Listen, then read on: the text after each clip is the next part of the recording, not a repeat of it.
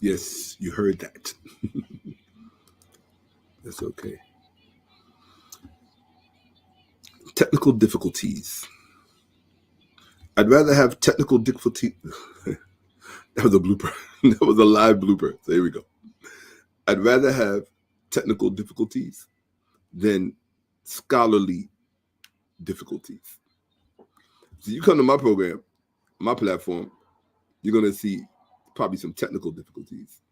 When you go to them other platforms, you're gonna get scholarship difficulties. Okay, which one would you rather have? Okay, absolutely. Back again for the first time. Class time is absolutely correct. Absolutely. So awesome, awesome. That's what's up. So absolutely. Okay, I made it back. Um like it's a lot to just come here once. To have to go out and come back in is like, whoa, wait a minute. I didn't sign up for that. Okay. So let's see here. Okay. That's open already. I'm just getting some things open so we can get to chopping it up in a very insightful way, in a very documented way. Okay. So let's take a look here. Come on in, cheering. That's how folks in the South say, cheering. Come on in, cheering. Join me. Blessings of the day.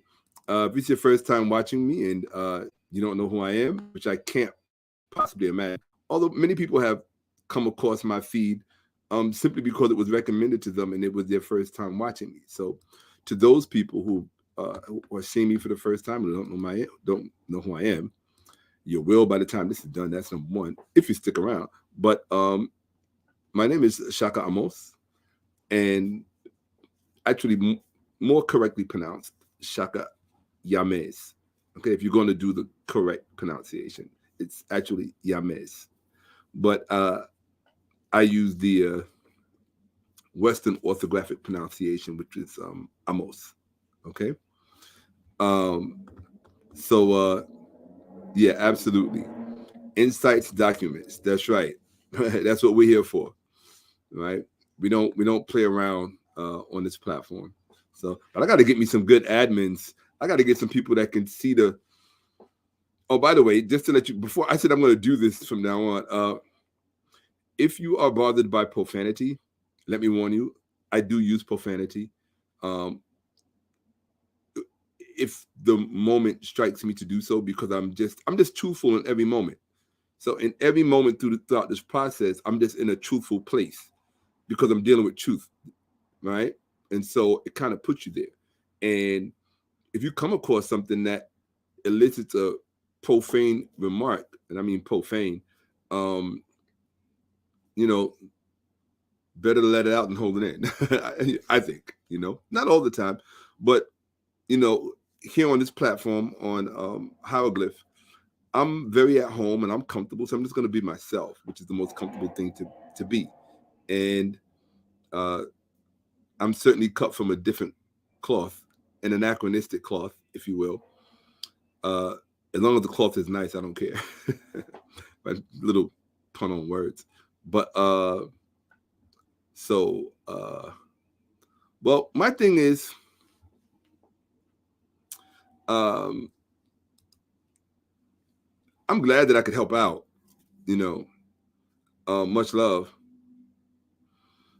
Um, but for the most part, my thing is not to necessarily. I can't. I was gonna say I'm not here to lead people on the spiritual journey. That's not my intention or my focus. However, maybe we don't have control over those kind of things, depending on what we do. Right? If you impact someone in such a way that it causes them to make certain choices in their own spiritual growth, then just accept it and be grateful that you could be a part of that experience. And I think that's really it, rather than intellectualizing it too much. And because I don't think that's going to profit anyone. So I'm glad that I could contribute. My main thrust, for those of you who are watching for the first time, my main thrust is really, it's a few things, right? The first thing, just to let you guys know, when I first started out kind of doing what I'm doing, as you can see, my appearance says a lot, and it usually does. They say a picture's worth 1,000 words. So years from now, they'll tell you Shakka-Ahmose was a white man. What are you talking about? Kind of like what they did with ancient Kemet, ancient Egypt. Initially, the Nile Valley movement, which I founded in 2014, 2013. Oh, no, actually long before that, like 2010. The goal of the Nile Valley movement, with Shakka-Ahmose at the head of it, was to protect, advance, and advocate for an authentic Black image of ancient Egypt / ancient Kemet / Tameri / Tawi / the Nile Valley. And that was my initial original goal. But a large part of my person, who I am, prior to taking on that role, had already been scholarship for many years. I've been studying for, I'd say, almost 40 years. Almost 40 years I've been studying. And the reason that I was studying all of these years is because when I was a child, I grew up in a church in New York City. And at least up until I was 8 years old, maybe slightly thereafter. But I was very fascinated, number one, with church. I'm listening to gospel music right now as I'm sitting here. It just kind of reminds me of why I do what I do. You know, that's all. It's just a reminder. So, just got to switch songs. Give me a second. Right? All gospel is not created equally. You'll find that out. Okay? So, let's see. Here we go. All right. Cool. Awesome. All right. So I grew up in a church, and I was very fascinated with the church that I grew up in. I actually have pictures of me standing in front of that church that I took a few years ago. I hadn't seen it since I was a child, and I just wanted to take pictures in front of it, and so I did. What I'm wearing on my head is called a kat. Okay, it's called a kat or a cleft, either one. Something that was worn in ancient Egypt and ancient Kemet, and I love them. I feel very at home in them. So I have quite a few different colors, things like that. Genuine lambskin leather. Yes, it is.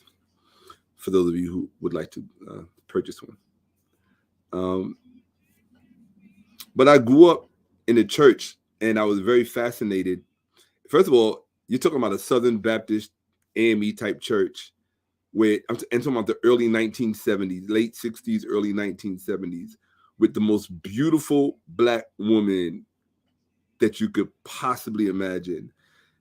And many of them were in the choir. So you had this very charismatic pastor who reminded me very much of my father. And they were the two men that all the women in the area wanted, either the pastor or my father. And it was an amazing, all of the sights, the smells, the perfume, the girls that you have the crush on, the women in the choir, all of this stuff, the Bible in front of you, all of this stuff. The main thing that got to me was this huge portrait behind the choir. And it was a portrait it was just a big mosaic of the entire Bible story, of the central theses, or the central messages, if you will. And it showed Jesus with the sun around his head. We all know that that motif. and it showed Satan being cast out of heaven or into hell, back into hell, and it showed it just showed a lot, and then it had this very stormy background with these rich colors. And I used to see this every Sunday as a child, and it was very um, impressionable. It made it all alive, and it made it live. And you have to understand that when you're very young, you're very impressionable. Young people, particularly children, are very impressionable. And so, because there's no one there the wiser to explain to the child what is actually going on, I was caught up in it like everybody else. I was 6, 7, 8 years old, and I was very fascinated with the fact that, because I used to love to ask my mother questions, and all the time. I grew up in a very academic household. And so I loved asking my mother questions because she always had answers. And one day, I don't remember, I asked her something about how the world got here or something like that. Or it may have been a question about God. I don't remember what it was. But my mother said to me, it's all in the Bible. So in other words, it's right there in front of you. I don't know if they do this anymore, but when I was growing up, the pews in church, behind each pew, literally on the back of the pew, was a place where you could put the Bible. It was like racks on the back of the pew. So whoever was sitting behind you had a Bible just sitting right in front of them inside the rack, this long wooden rack across the back of the pew. And so I just reached forward, I grabbed the Bible out, and I learned to read very early. And I was very fascinated with what I was reading, like all of these pictures in my mind. And that's what the mind does. It generates the images onto the screen of your brain. And I was very taken with the whole biblical worldview. And this was at a time, you got to remember, there's no internet, there's no cell phones, there's nothing. It wasn't the crazy world you people live in, right? I grew up in a very sane, mundane world, for which I'm so highly grateful. And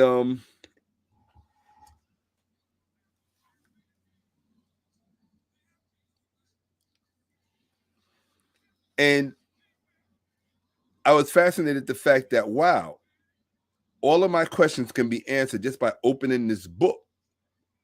I was like, wow, God really thought of everything. Like, that's the feeling that it gave me.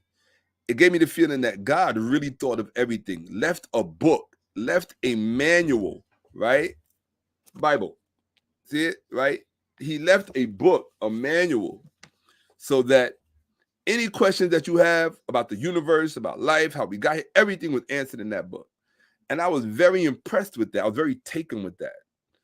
And also, this was the heyday of the holiday cartoons, the holiday animation features, like Rudolph the Red-Nosed Reindeer, especially my favorite of all. Well, I'll save that one for last. But Rudolph the Red-Nosed Reindeer, the religious ones, like I can't really think of them. The only one that really comes to mind right now, because it was my favorite and it really stood out, was the Little Drummer Boy. I always loved the Little Drummer Boy, especially the song, the Little Drummer Boy. I probably have on my iPod about 20 different versions of the Little Drummer Boy. To this day, I still play it almost every day. And not only that, when I was in grade school, in primary school, my school put on this huge play. And this is when schools did big plays. Big schools did big plays back then. And out of all of the little boys in the school, there was a lot of little boys in the school. It's thousands. I mean, it was a big school with a lot of people. I got chosen to be the drummer boy. We did a pageant, a Christmas pageant, and there was a part where the chorus had to do the drummer boy, and I got chosen to be the actual drummer boy. And that was like I don't know if it was what's the word? I wouldn't say coincidence, but and then my favorite album when I was a kid was the Jackson 5 Christmas album. And what was one of the best songs on there? Little Drummer Boy, right? So, and I also grew up on Davy and Goliath. I don't know how many of you remember that, the Sunday animation where it was biblical. I think it was Church of Latter-day Saints that put that animation out. So my childhood was filled with my early childhood was filled with a lot of religious iconography and a lot of religious portraiture, particularly Christian portraiture. Not only that, being that my family was from the South, My mother's from South Carolina. My father's from Baton Rouge, Louisiana. But my mother lives in Africa now, for the past 20 years. And God bless her soul. I just spoke to her today, in fact. But and I spent my childhood in the South as well. And going to Sunday school, all of that stuff. Like, I mean, I had like the real church experience. Like when I was talking about black church, real black church. I don't know what they have today. Today it's all strange to me. But I grew up when it was, we didn't even call it church. We called it church, right? Church. But seeing everything from sanctified to people getting happy to all of it, grew up with it. And so I was serious about it. I was very taken with it. But the thing that got me the most was every Easter when they would play the 10 Commandments, when they would air the 10 Commandments on television. And my favorite part was everybody else's favorite part. Come on, you know what your favorite part of the 10 Commandments was. I'm talking about the 1950s blockbuster 10 Commandments, not this crappy thing they just did with Christian Bale not too long ago. The one with Charlton Heston, right, and Yul Brynner as Ramses II. Everybody's favorite part was when Moses parted the sea. When he parted that sea, it was like, yo, because back then, that was special effects. That was like our CGI, right? That was like huge. And what it did to your mind as a child was, wow, you know?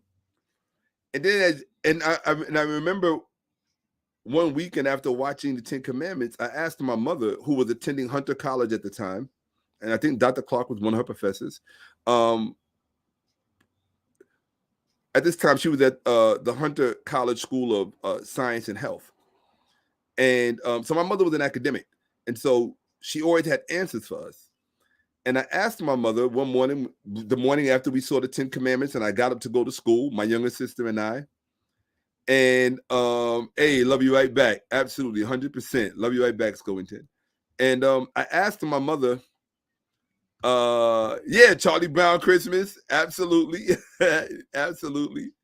Right.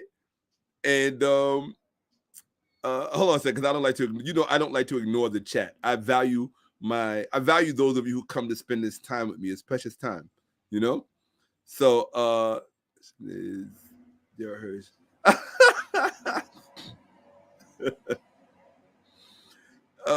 Yeah. Yeah, I got jokes. It's true. It's true, but that's a whole nother story. So whole nother story. But I really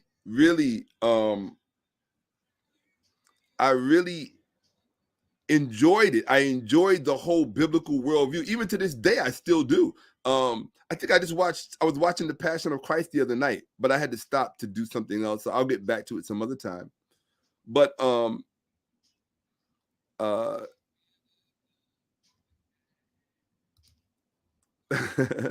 powerful.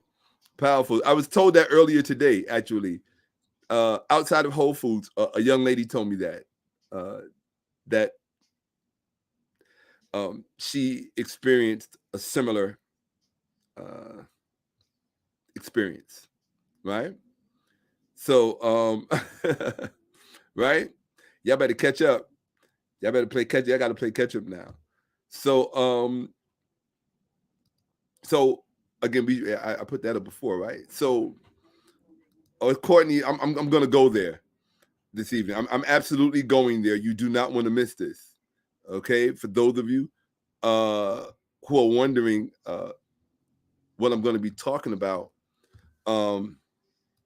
and for those of you who don't know, I'm going to put this on the screen right now. Let me see. Presentations. Okay, I'm just going to put the title on the screen because I never know what you can see and what you can't see.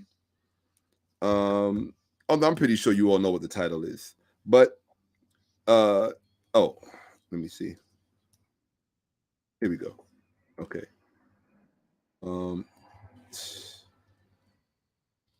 Here we go. Okay. So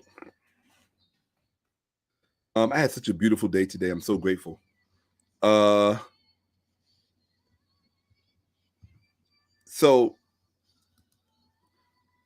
this is the title of this evening's discussion: The Christian Attack on Knowledge, Part 2. If you didn't see Part 1, I suggest you go see it, because you will have an idea of how deep this whole dive is going to be, right?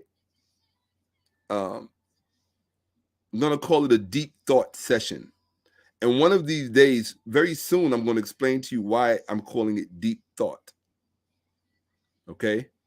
A lot of times when you don't know something, or you haven't come across something in your studies, but you hear other people speaking about it, sometimes it sounds like something they made up. When in fact, if you study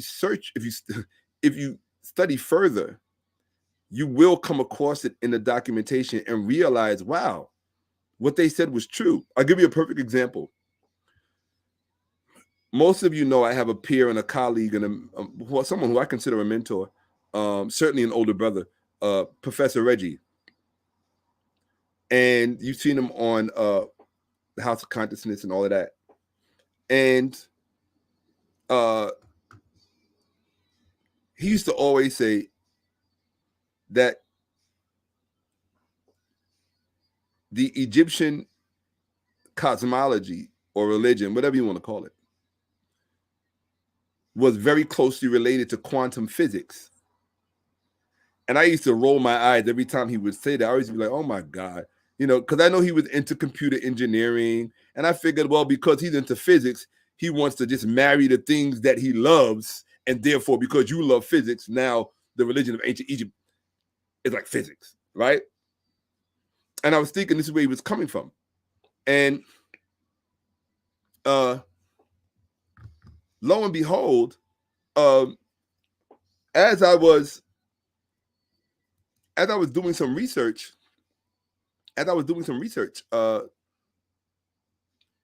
I came across it in very responsible text and material that is exactly the correlation that real Egyptologists make concerning their assessment about the religion of ancient Egypt. And I was unaware of that. And the thing that really blew my mind was I was watching a physics lecture the other day on quantum physics, which I do occasionally. Sometimes I just need my brain stimulated in a way that an average person can't do it for me. And when I say average, I'm speaking of intellectual prowess. And I was listening to this lecture, this presentation on quantum physics, and it kind of freaked me out a little bit, because too much of the stuff that the physicist was describing sounded too much like the beliefs of ancient Egypt. And I was like, whoa, that's weird. And I kept asking myself over and over again while I was listening to the lecture, I'm saying to myself, but how would they know that? How could the, like how on earth did they know this? And I just had to come to the conclusion that they had time on their hands, as somebody who I love always says. When you got time on your hands, they had a lot of time on their hands, and they figured out a lot of things. And this is why their religion is more often compared, or their worldview, their cosmology is more often compared to physics and science, right? Science particularly, right? Their worldview is often compared to that and put in that realm in a way that the Bible will not ever be. Right? The Bible, in many respects, is a departure from the foundation it sought to appropriate, okay, for itself. In other words, it's a poor misrepresentation of things that preceded it. Okay, so in any event, on one of these nights, after watching the 10 Commandments, I asked my mother, and I've told this story before on camera. I asked my mother, I said, Mommy, I was about 8 years old. I said, Mommy, tell us about ancient Egypt.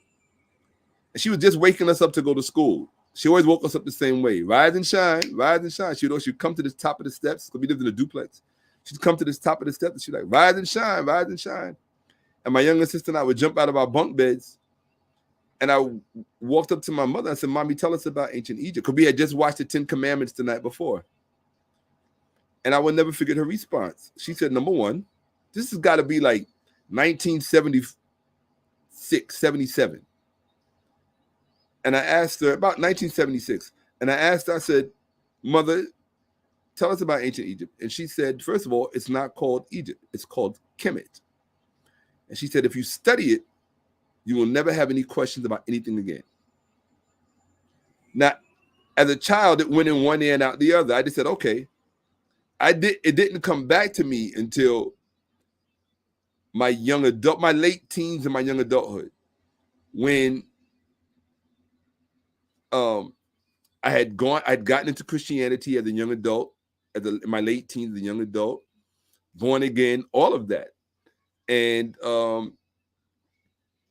but when I started really, really seriously reading the Bible, all of the stuff from my youth that I had grown up around, people like Dr. Ben, Dr. Clark, Ivan Van Sertima, all of these people, that community, Dr. Jeffries, Professor James Small, all of these people, that community, what I call a sacred community, First World, ASCAC, United African Movement, UAM, that's what I grew up in.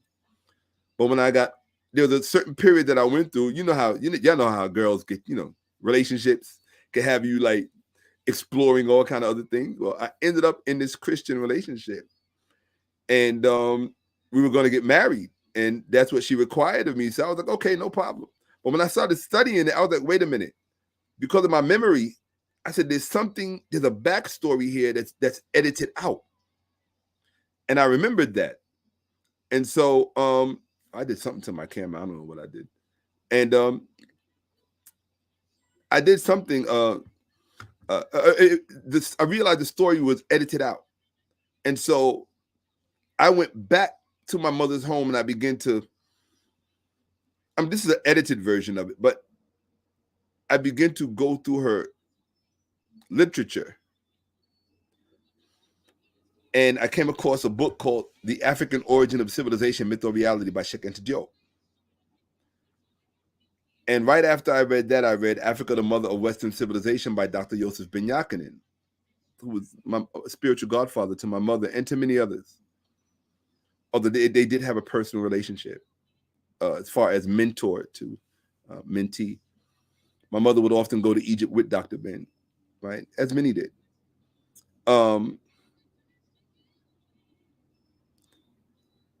And once I finished those two books, I didn't ever look back. I was done. I moved on. I made it very clear I could not be in a Christian relationship. I was no longer interested in becoming a Muslim, which is I was thinking of next. I was just trying to get back to who we were, like what was something that was authentically ours. How could we see ourselves in history uncontaminated from Western thinking or European thought? And those two books literally brought me out of that matrix, the matrix of assimilation, aspiring to white identity. It brought me out of that. It broke the spell. It killed that demon. Okay? Now, if you know history like I know history, one of the things that you'll learn is that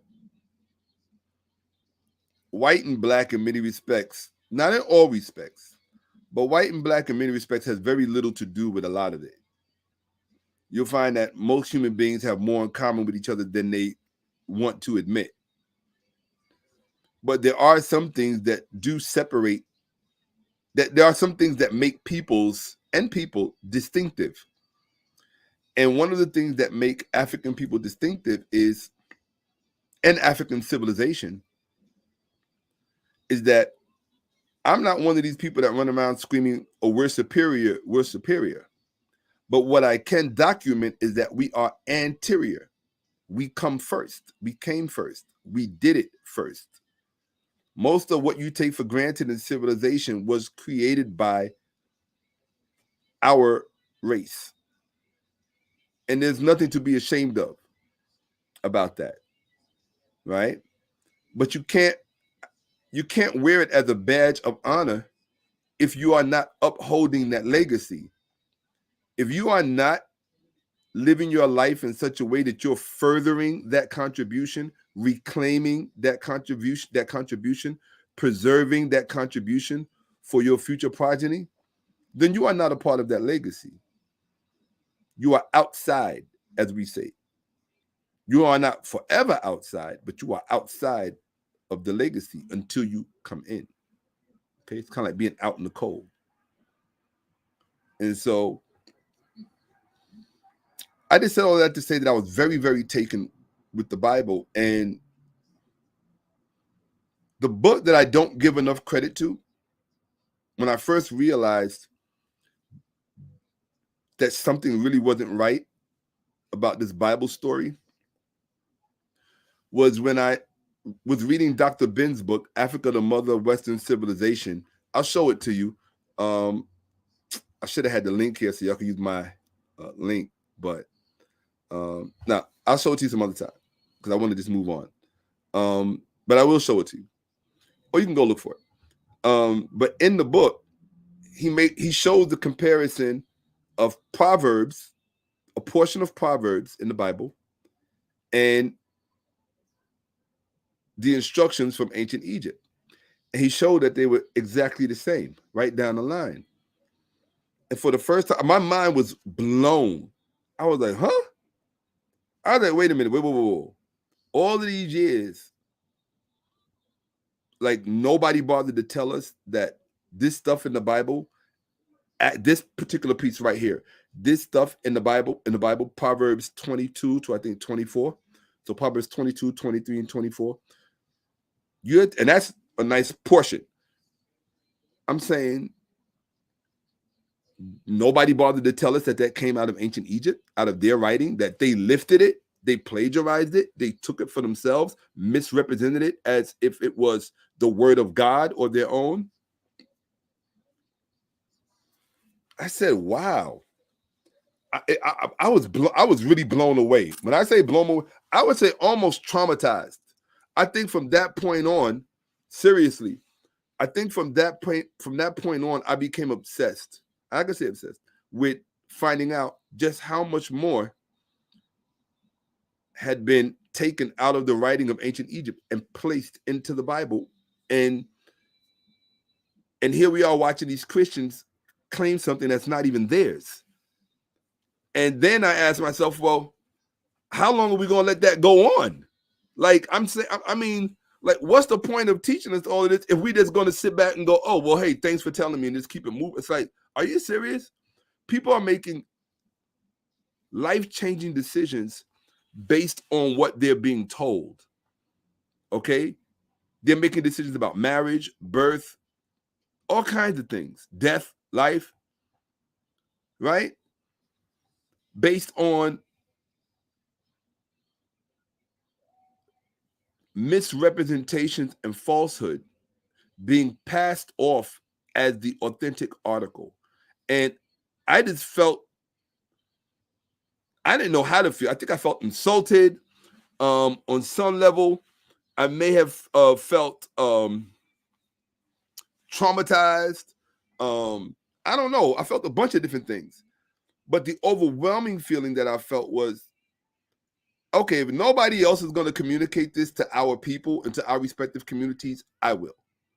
Okay? That's why I wrote Codex Game Over. And so my journey has not stopped. And the things that I have discovered about that lifting, that stealing from ancient Egypt to pass it off as a Christian legacy,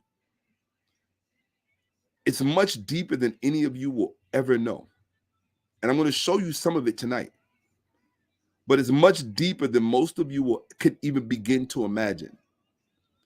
Most of what you've seen from people are little crumbs here and there. But what we're going to do, like I did in part one of this presentation, we looked at what? We looked at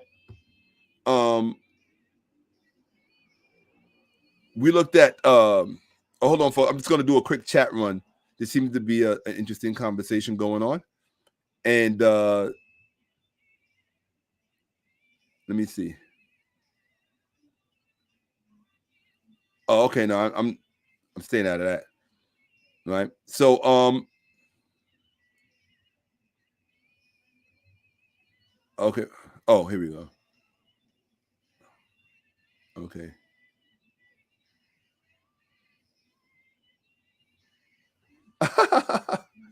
I love stuff like this. Look, hold on. Hold on one second. I just want to make sure I want to see if this person's addressing me or if they're talking to someone else. Because if they are speaking to me, I've gotten an answer for that. Okay, so in any event, they're not saying anything important, or not anything relevant. So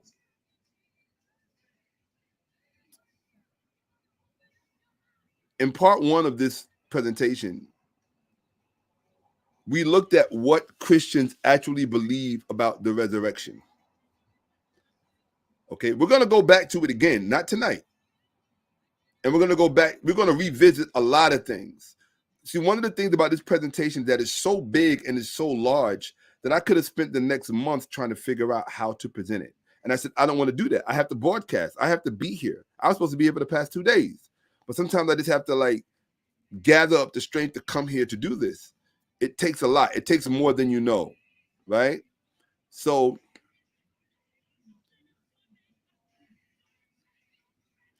I said, you know what? Just present from the presentation as you go.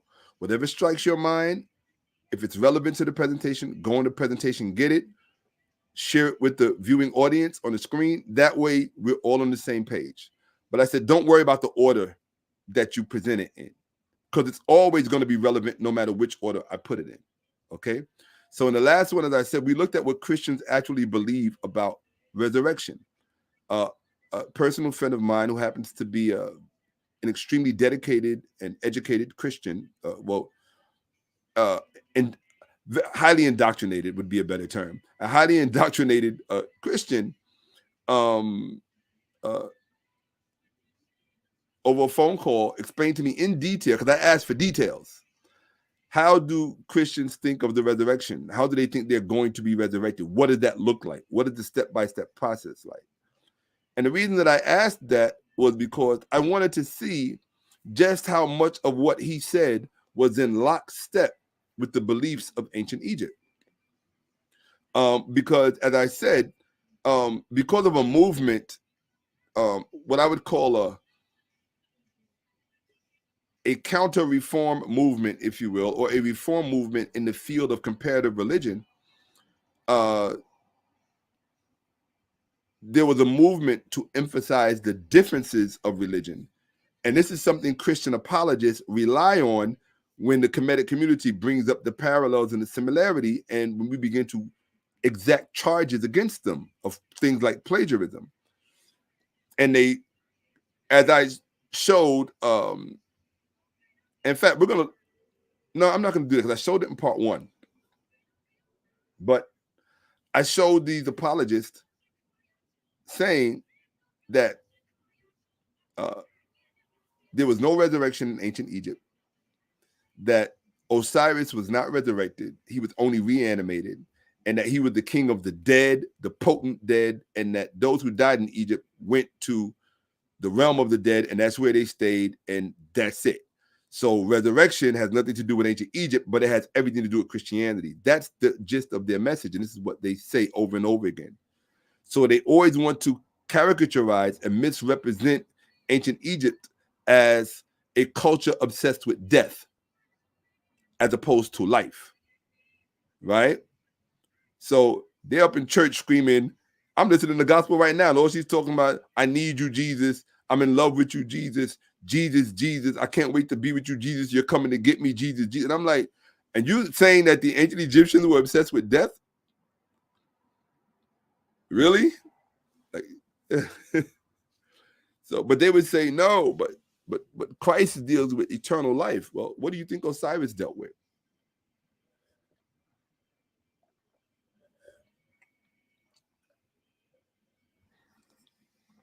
So one of the things, right? So let's see.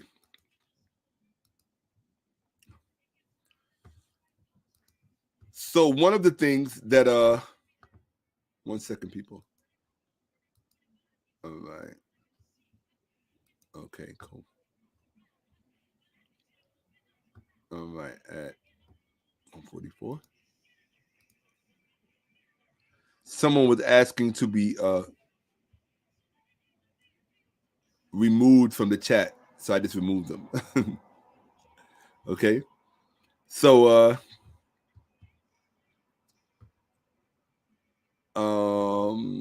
so I also said in the last program that I did that part of the reason that there's so much confusion, about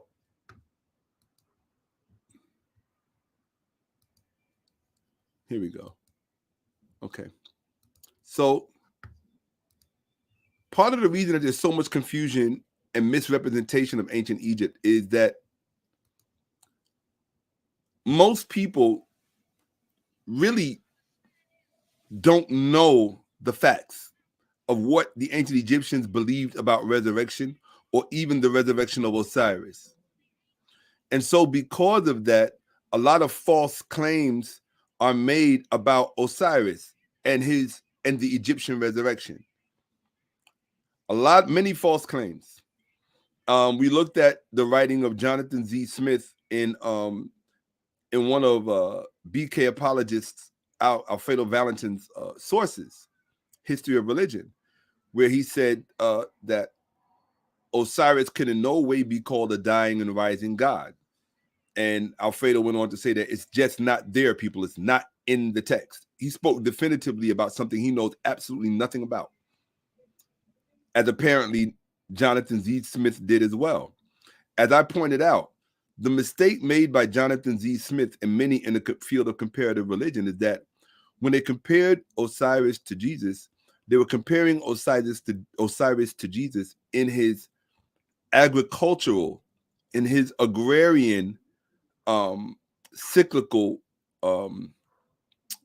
context. That is the incorrect context in which Osiris is to be compared to Jesus Christ. The correct context to compare Osiris to Jesus is in his solar aspect. Solar. Why solar? Because as you're going to see, the very first resurrection story documented on planet Earth was of the sun itself, the sun in the sky. That's why I tell Christians every day, the difference between you and me is you only read about your God. I see my God every day. Every day. My God watches over you every day. He's in the sky watching over you. You call it the sun. We call him Ray. He's watching over you every day. Even though you worship false gods. The sun is not false. Ray is not false. He's there. Why do you think it's warm where you are right now? Think about it. It's not warm where you are because there's a big stove in the sky or there's a big furnace in the sky. Well, it is a furnace, a nuclear furnace called the sun, called Ray. That's the oldest and first resurrection story on planet Earth. And I'm going to document it for you. And what the Egyptians did was, these Africans of the Nile Valley, what they did was, we're going to let that go by because somebody's in need of help. Anytime I hear that, I always throw a little prayer up for them. But for the grace of God, go any one of us. Okay? So you want to hope people are well. So so we're going to look at, I'm going to do something for you that no one has done right now. We're going to look at what the ancient Egyptians actually believed about the resurrection story of Osiris. And then we are going to see, now after I read it to you, I'm going to play Alfredo Valentin, BK Apologist, the same brother who I played in part 1. I'm going to play him again and tell me in the chat if what he is saying is true after I read to you what I read to you. I think that's fair. Okay? So let's do that. Okay? We're going to do that right now. 1 second. I would like to have started this off with a bit more fanfare, but I'll be tired by the time I get here. I'll be having so much fun during the day. Just enjoying Ray in the sky, this beautiful weather he gives us. So let's do this. Here we go, people. And I wasn't even sure how to do this, like, because what I'm about to do is a big deal. It's a big deal because no one's done it before, right? No one has done for you what I'm about to do. Why? Because it's a lot of work. I had to literally type all of this out by hand. Literally, I had to type it all out by hand, and then I had to highlight those. I had to go back through the whole thing and highlight all of the areas that should stand out to us, that need to be highlighted. Lot of work, okay? It's not Ra. People pronounce it incorrectly. It's Ray. Okay? It's pronounced Ray. So, no, I didn't remove you. Wab Funk. No, not at all. No, I haven't seen the Moon Knight series. I grew up on Marvel Comics, so I'm very familiar with who Moon Knight is, right? So, I just got to keep my eye out for the weirdos who come in my chat and start posting all this crazy sex stuff, right? So, gotta, like, we're not here for that. So, so we're gonna look at this, and I'm gonna read it to you, and we're gonna go all the way through it. This is something very special because most of you have never seen before what I'm about to read to you.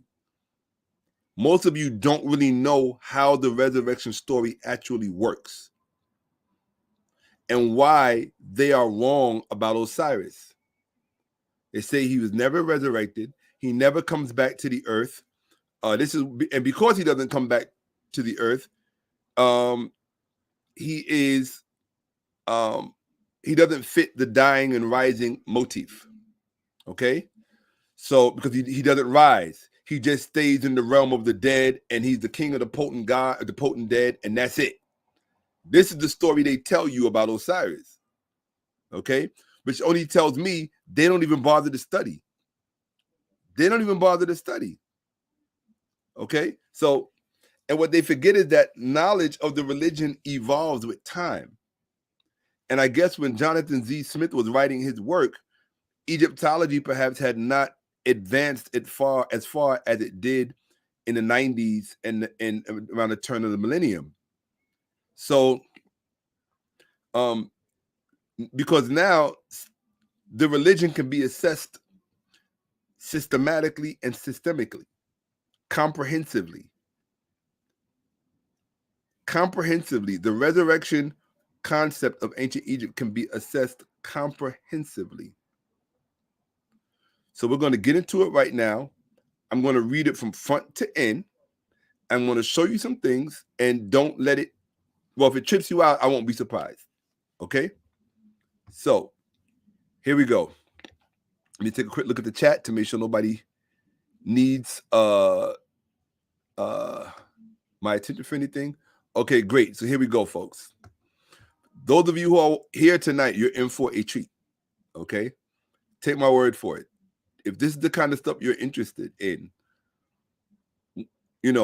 are the Christians telling the truth about Osiris when they say, oh, and by the way, there are more Christians watching me than people from the Kemetic community. You should know that right now. There are about 100 people in here right now. And I can guarantee you that the majority of them are Christians because they always want to know what I'm going to say. Like, oh God, what is he going to expose now? What is he going to, because they know I don't play when it comes to scholarship. I'm not like those other guys. Right? I don't play with this stuff. So let's do this. We're gonna go in. Enough talking. Okay. So what are we looking at here, people? This is in the British Museum. It's called the Papyrus of Ani. And the writing that you see here above them, this literature is called, well, today we call it the Ancient Egyptian Book of the Dead. As we're going to see, that's not its proper name. Okay?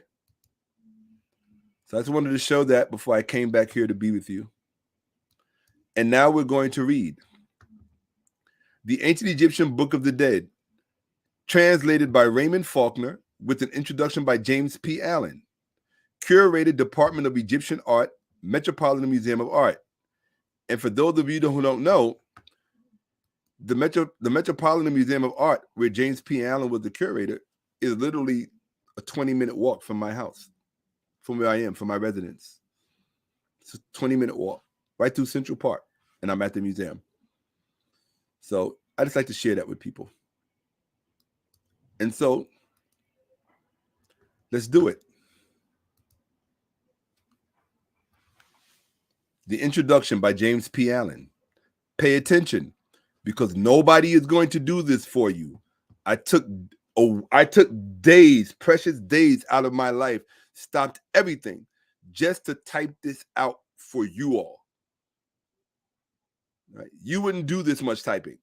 It's pages of it. Okay? So give it the courtesy and the respect of seriously paying attention with everything that you have. So the next time somebody tries to misrepresent this story, you can check them. Okay? Here we go. All righty. Hold on one sec. Here we go. Okay. I'm here, people. I'm here with you. Okay.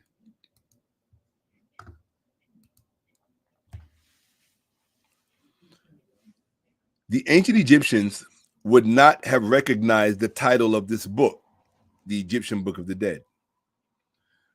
The text translated here were given the collective name Book of the Dead in modern times because they are usually found in scrolls of papyrus or other objects that were buried with the deceased in Egyptian tombs. Okay? So let me stop right there for a second. Hold on. Sorry about that, people. Yeah, hold on. Here we go. So they call it the Book of the Dead because when they discovered it, it was books that were buried with people in their coffins, in their tombs. So don't people bury people with Bibles today? Yes. Bibles are often put in the coffin at funerals. So the Bible would be today's what? Book of the Dead. You understand? That's simple. Okay? So because if this book is the Book of the Dead, then the Bible has to be the Book of the Dead because they're both performing the same function. A manual to be with the deceased when they die, when they pass on. Okay? Now,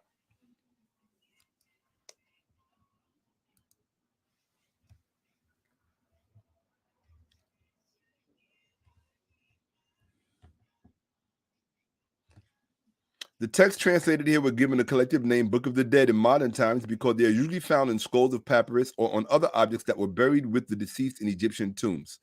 The division of the text into separate so-called spells. That's why he puts it in quotes, because they're not actual spells. Sometimes called chapters, which is what they actually are. And the numbers assigned to them are also modern interpolations. Most of the texts have individual ancient titles beginning with a word like oration or to be spoken. And the texts themselves regularly begin with a second term, indicating that they were meant to be recited. Papyri inscribed with these texts usually do not have a separate title. But to the Egyptians, the collection as a whole was known as the spells of emerging in daytime. Don't forget that. Okay? That is what the book was called. It was called the spells of emerging in daytime. Not the Book of the Dead. That's something that Budge and others gave it later. That's the name they gave it later. That's not its actual name. Okay? It's called the spells of emerging in daytime. Now, you notice he put spells in quotation marks. So I wouldn't even use the word spells. I would just say the speech of emerging in daytime, or the speech to emerge in daytime. The speech for emerging in daytime. The speech to emerge in daytime. Either one. That is the title of the book. I'll say it again, because there's some slow Christian out here that isn't going to get it. Well, I can't just put it on Christians, because you got a lot of people on the other side just as slow. In the conscious community, whatever that is, right? They'll still run around talking about the Book of the Dead, but the spells, the speech of emerging in daytime, okay? The recitation to emerge in daytime, okay? Now, let us continue.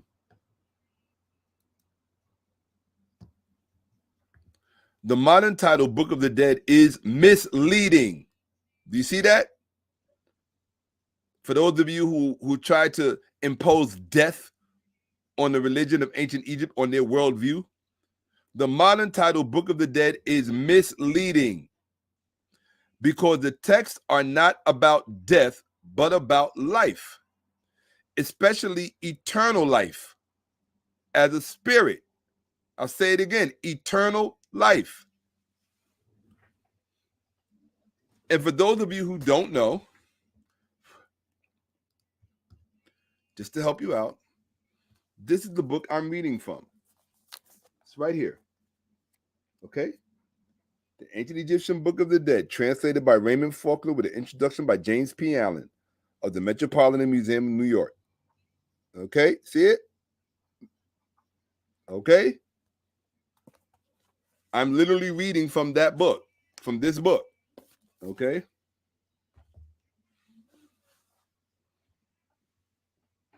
I can't teach it if I don't read it. Silly goose. Okay? So, pay attention. Let's get back to it. Oops.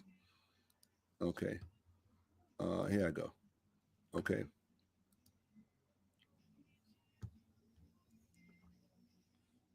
The modern title, Book of the Dead, is misleading, because the texts are not about death.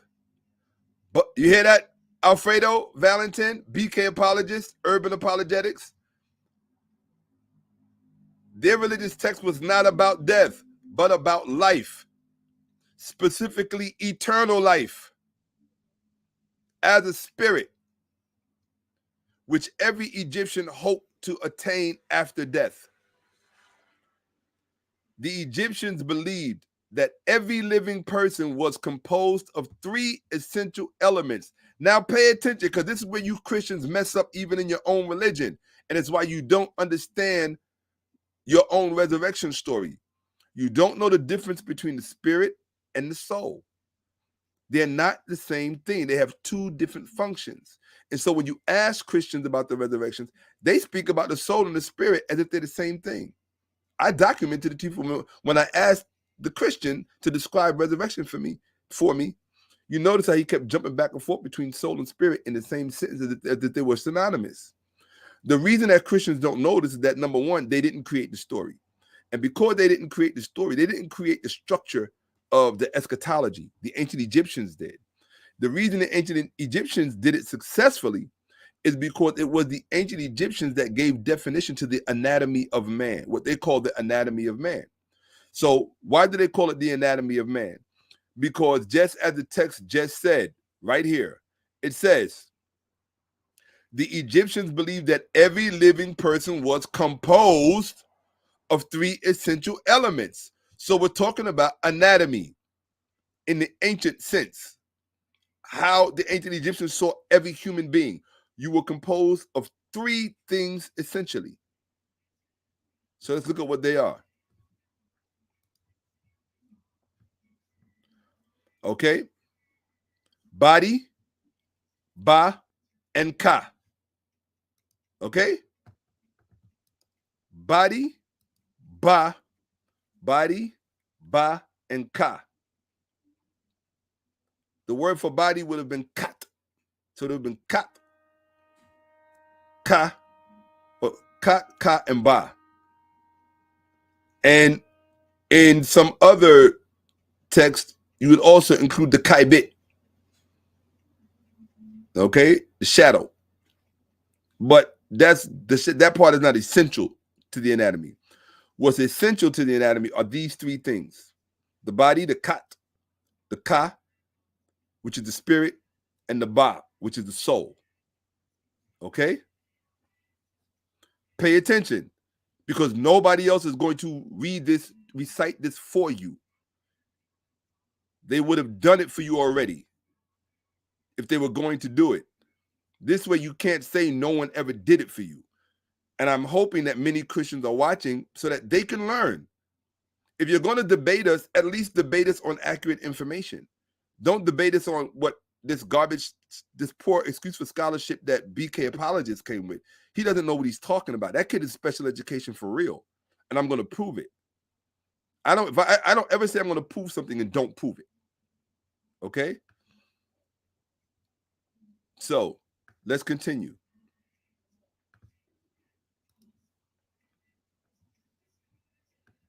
They recognized that the body was mortal and would one day fail and die. I had a mistype there. I put an S instead of a D. Forgive me. They recognized that the body was mortal and would one day fail and die. But they also believed that life transcended this temporary physical shell. Every human life also had a non-physical aspect known as the ba, somewhat like the modern Western concept of personality or the soul. So the ba represents the soul. Okay?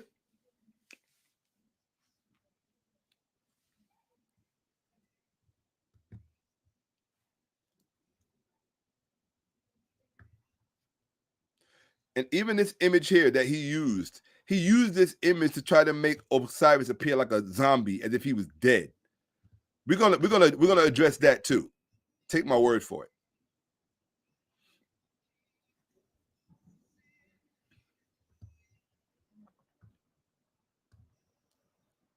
Every human life also had a non-physical aspect known as the ba, somewhat like the Western concept of personality or the soul. The ba was essentially the individual himself or herself. You heard that part? Your true self is your ba. Okay? Your true self, it's your essence, is your ba. The thing that makes you you. It's your ba. Okay?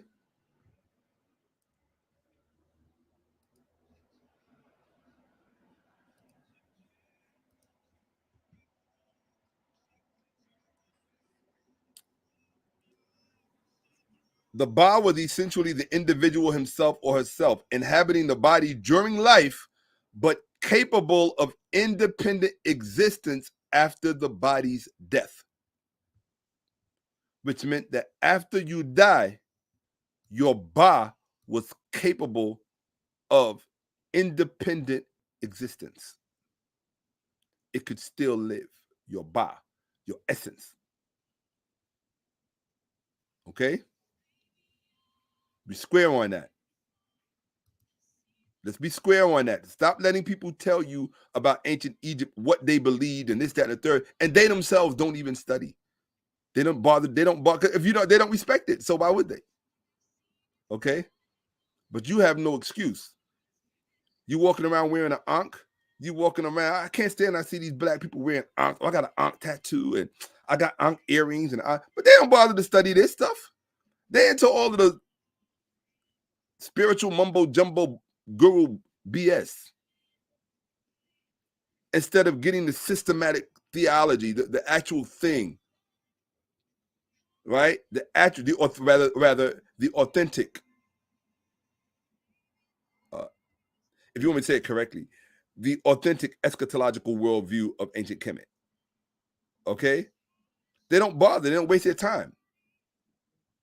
Okay? So let's continue. This is where the idea of the soul comes from. Comes from this idea of the Ba. Okay?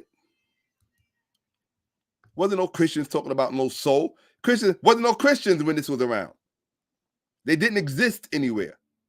There weren't even any Jews in existence on planet Earth when this truth was the overarching, overwhelming Catholic religion of the inhabited world at that time.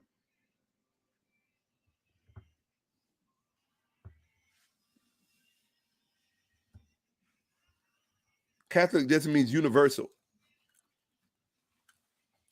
Okay? This is it. This is the mother religion of all religions. Okay? Let's continue.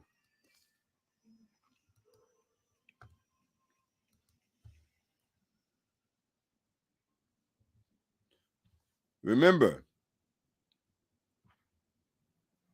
the Ba, inhabiting the body during life, but capable of independent existence after the body's death. Life for both the body and the Ba was made possible by what? The Ka. What is the Ka? An animating force. Animating force transferred by the Creator to every human being. Okay? So what part does that correspond to in the Western sense? The animating force. What animates us? This. Air in your lungs. That's what animates you. What do you think your body takes from food? Oxygen. Yes, I know you didn't know that. Okay? Ultimately, that's what it takes. So, if you look up the word spirit, it comes from what? Expede. Breath. Breathing. Okay? That animating force, that is your Ka, your spirit. Okay? It's the part that deals with effectiveness, movement. Okay?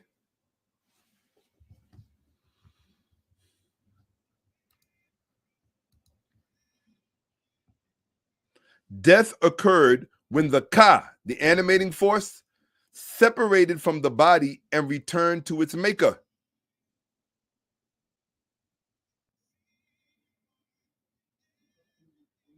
In order to achieve a successful afterlife, the Ba had to be reunited with its Ka. So the ba, the thing that when you die, your ba, the thing that is capable of independent existence on its own because it was given to you from the creator, it's essentially who you are, right? In order, when you die, in order for you to live, your ba had to be reunited with the animating force, the thing that makes you walk, the thing that makes you talk, the thing that makes you move, the thing that makes you act. Your soul needed to be reunited with that. Your ba needed to be reunited with your ka. So when we talk about our resurrection, we will be talking about things specifically in ways Christians can't because they don't have the whole system. This is the whole system. Because much of it was edited out, they only have bits and pieces. So when you talk to them about their own beliefs, they're very unsure about a lot of things. They don't really know how it all works. A lot of it is guessing to them because they're still figuring it out. They're still figuring it out. If they want to see the missing pieces, you have to go back to the original system. It's that simple. If you don't want to go back because you believe in some boogeyman, stay where you are. I don't care. I'm not trying to convert anybody. I could care less. You want to worship Jesus to the day you die? Go ahead. We're going to talk about that too. One of these days. I'm going to blow your mind what you're actually worshiping when I show you. Okay? So now understand this. Okay? Understand this. There are Christians who don't. There are also Christians who don't accept the reality of a soul or of a spirit. They're called physicalists. At least that's what my Christian informant told me. Right? They're called, whoa, big visitor, not welcomed here. Yeah, living next to Central Park is not easy. Okay. So flying around, big old stinger on it. I'm like, oh no. Okay, so let's continue.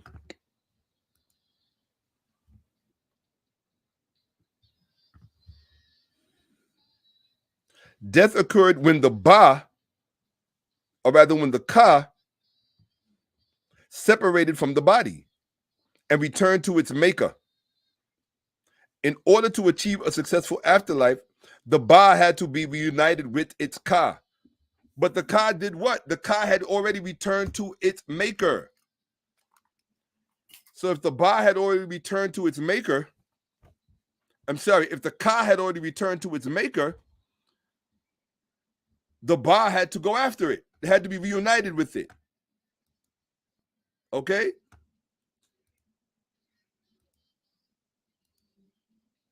I just had a wasp come in here. I gotta get some screens. So anyway,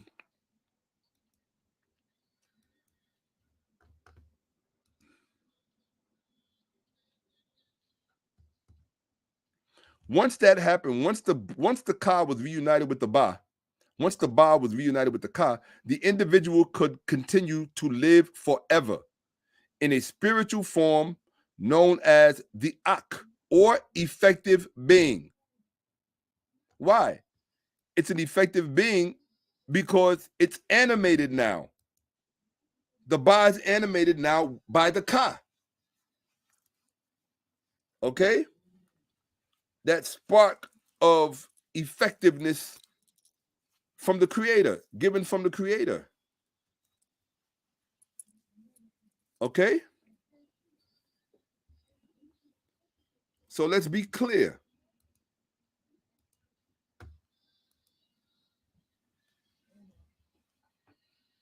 The Book of the Dead was designed to aid the deceased in making a successful transition from death to eternal life as an ak.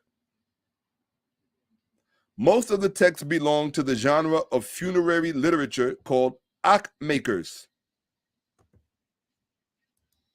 That's why I always laugh when I be in the hood. And I hear brothers, they be like, they mimic the Arabs and the Muslims. They be like, yo, Ak, let me talk to you, Ak. And I'd be like, I shake my head and say, they have no idea what they even calling each other. Right? Yo, Ak, I'll be right back, Ak. That's the term we use. That's what you wanted to become when you died. You wanted to become an Ak. Okay? You wanted to be actified. Seriously. Akification. You wanted to be an effective being after you died. You wanted to have animation. You wanted to be able to move. You want to be able to talk. You want to be able to eat. You want to be able to have sex. You want to be able to do your favorite work. You wanted to be able to do all those things that you did when you were alive. But you could only do those things if your Ba was reunited with your Ka.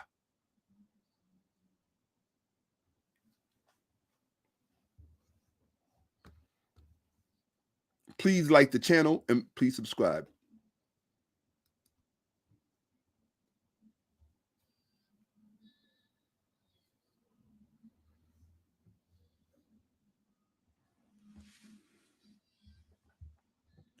The Book of the Dead was designed to aid the deceased in making a successful transition from death to eternal life as an Ak. Most of the texts belong to the genre of funerary literature called Ak makers. Okay? The afterlife envisioned by the Book of the Dead is reflected in its occasional aforementioned ancient Egyptian title, Spells of Emerging in Daytime. Okay? In other words, they're telling you what the process is about, what this whole thing is leaning towards. It's about emerging in daytime. That alone should tell you there's something wrong with the Christian story about ancient Egypt. They want you to think that they just went to the world of the dead and just stayed there. Well, if they went to the world of the dead and just stayed there, why would they be emerging in daytime? I want to call you a name right now, dumb ass. That's what happens when you don't study. You say stupid things. You say things that have no truth to them because you're too lazy to study. The very name of the book is called The Spell of Emerging in Daytime. Not the spell of emerging in the realm of the dead. Not the spell of emerging in Amenta or in the Dwat. No. It's a spell of emerging in daytime.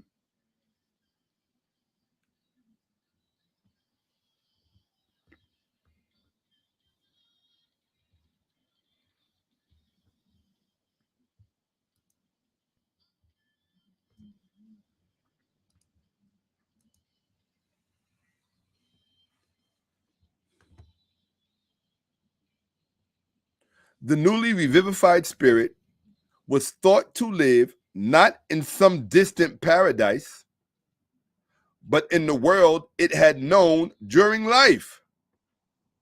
Now, what did the brother say about what Christians believe about resurrection? He said when they're all resurrected, they're going to come back to the earth, but it's going to be made anew. So they're going to come back to what they knew, which was the earth. Even though it's a new earth, it was a new earth for the Egyptians when they came back. You're doing a catch-up story. That's what he said. He said the Christians believe when they die, when everybody's erected at the end of days, they're going to come back in physical bodies to the new earth. Right? Physical bodies to the new earth. So like I got pollen and stuff. It's hot and I'm right next to Central Park. So it's like you feel like little it's just annoying. So in any event, it's not about me right now. Let's continue. Oh, okay. There we go. Okay.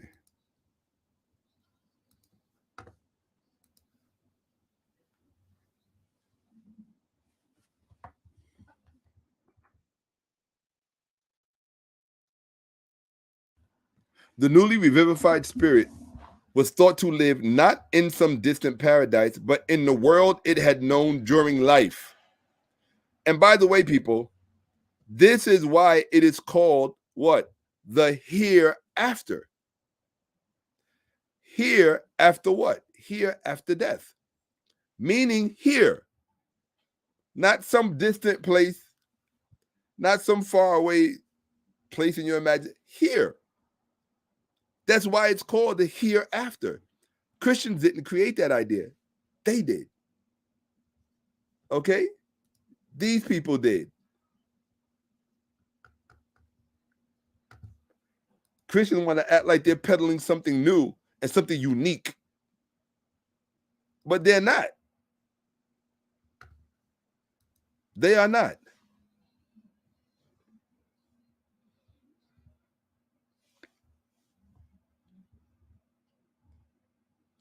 The newly revivified spirit was thought to live not in some distant paradise, but in the world it had known during life, though on a higher plane of existence.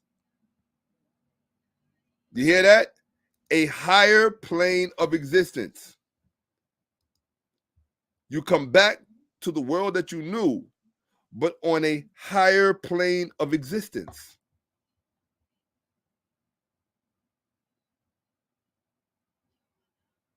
That is the new world that the Christians are talking about. It's an aspect of the world that you did not know before you died. It's new to you. It's new to those who are just arriving. It is a new earth. It is a higher plane of existence.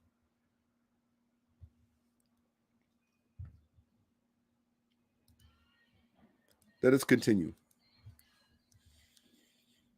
Okay. Here we go.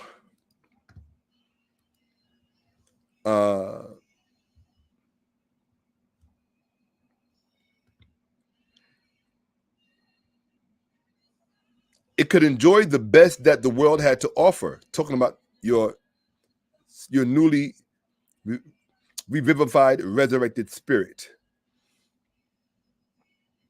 And it is, even though they use the word revivified here, you will see that the actual title of the text is called the resurrection text. Okay? So it becomes a game of semantics. Okay? So it says here, let's read this again. The newly revivified spirit was thought to live not in some distant paradise, but in the world it had known during life, though on a higher plane of existence. It could enjoy the best that the world had to offer without any of the attendant discomforts. Why? Because you were in what Christians call a glorified body. They don't even understand what the glorification aspect is. It's this. It is your spirit united. It is your ba united with your ka, which makes you an ak. That is your glorified body. Since it no longer had a physical body, it did not have to endure heat or cold, sickness or death. That's why it's a glorified body. See, Christians use terms, but they don't understand the terms that they use. They just think they're going to be resurrected and that Jesus is going to give them a glorified body. They don't understand why it's glorified or what the glorification is about. It's because you won't feel heat or cold or any of the discomforts of being in a physical body. So you have to retune what you think about the resurrection, because you are wrong. You're not wrong. You're missing pieces to put it all together. Okay? So let's continue.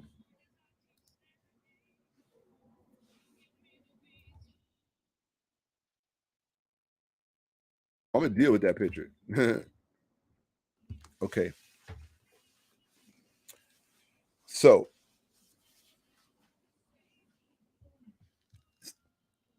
right. Since it no longer, let me make sure I'm on correct. Okay.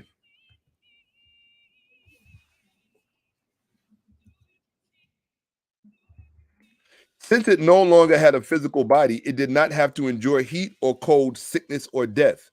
It could enjoy food and drink and even sex. and whatever work it might undertake,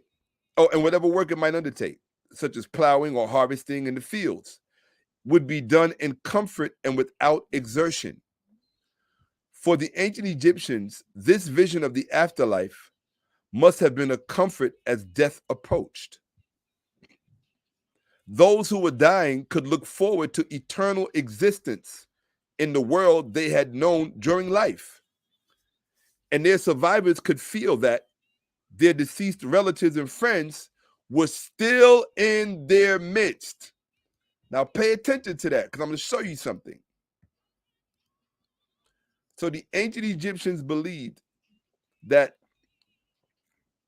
when their loved ones passed on, once they went through this process of becoming an Ak, they would still be in the presence of the family. They would still be in their midst. This was the purpose of the tomb and why it was constructed the way it was constructed. Okay?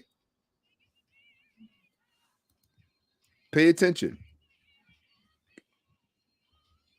Because most of you think you know how this works and you don't. So pay attention. Okay? Those who were dying could look forward to eternal existence in the world they had known during life, and their survivors could feel that their deceased relatives and friends were still in their midst.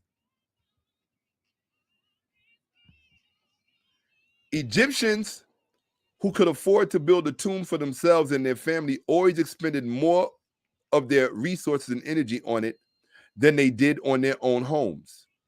The houses of Egypt's inhabitants, even the king's palace, were built of mud brick, but their tombs were usually made of stone or excavated into the cliffs that line the banks of the Nile.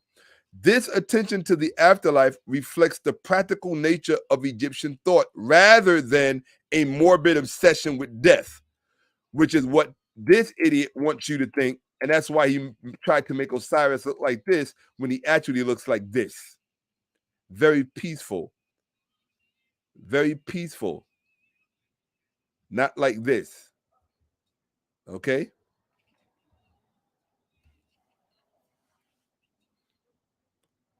Most Egyptians could expect to live only a few decades in their earthly home. The average lifespan was 40 years. While their tomb was meant to serve as a residence for all eternity. Egyptian tombs normally consist of two parts. Now pay attention, people, because this is the part that most of you don't know anything about. Now pay attention and learn, please. For Ray's sake, learn. Okay? Nobody is going to read this to you. I'm doing this as a service for you. So for those of you who are looking for a way to invest in the platform and to support what I do, the link to my Cash App is at the top of the YouTube chat. And if it is not, it is about to be put there. Okay? So yes, it is there. It's at the top of the YouTube chat. Okay? So you could feel free to do that. So I was actually supposed to address that at the beginning of the broadcast. However, I just wanted to get right to it. So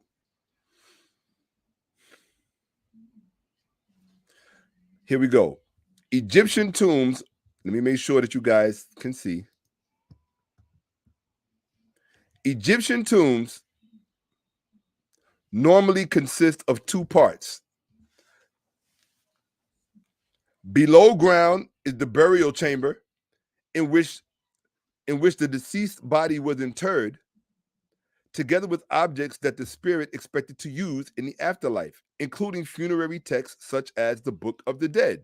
The same way we bury people with their Bible today, people. No different. Okay? Same way.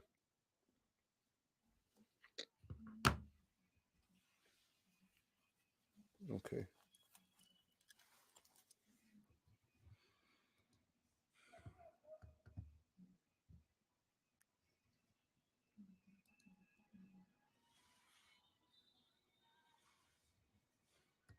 Now pay attention. sealed after the funeral. It was intended, they're talking about the tomb, all right? It says right here, below ground, talking about below the ground, the burial chamber, right? Below ground, the burial chamber, sealed after the funeral, it was intended to be inaccessible to the living. Above ground is a public space known as the tomb chapel, which served as a place where offerings could be made to the spirit, and where the deceased family and friends could hold banquets on special occasions throughout the year, including the spirit in their midst. The focal point of the chapel is a niched recess known as the false door, through which the spirit could leave or enter the burial chamber. Some false doors depict the spirit emerging to receive offerings. So let's read this part again. Above ground is a public space known as the tomb chapel, which served as a place where offerings could be made to the spirit, and where the deceased family and friends could hold a banquet on a special occasion throughout the year. Now listen to this part, including the spirit in their midst. Now, did y'all hear that? Because when I read what I read next, don't say you didn't see what I just read to you.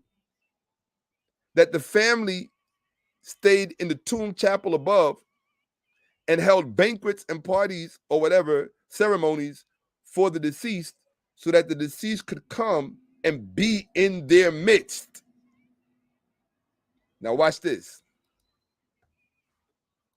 because you ain't never seen this before. This is from the International Review of, this is from the International Review of History of Religions. Okay?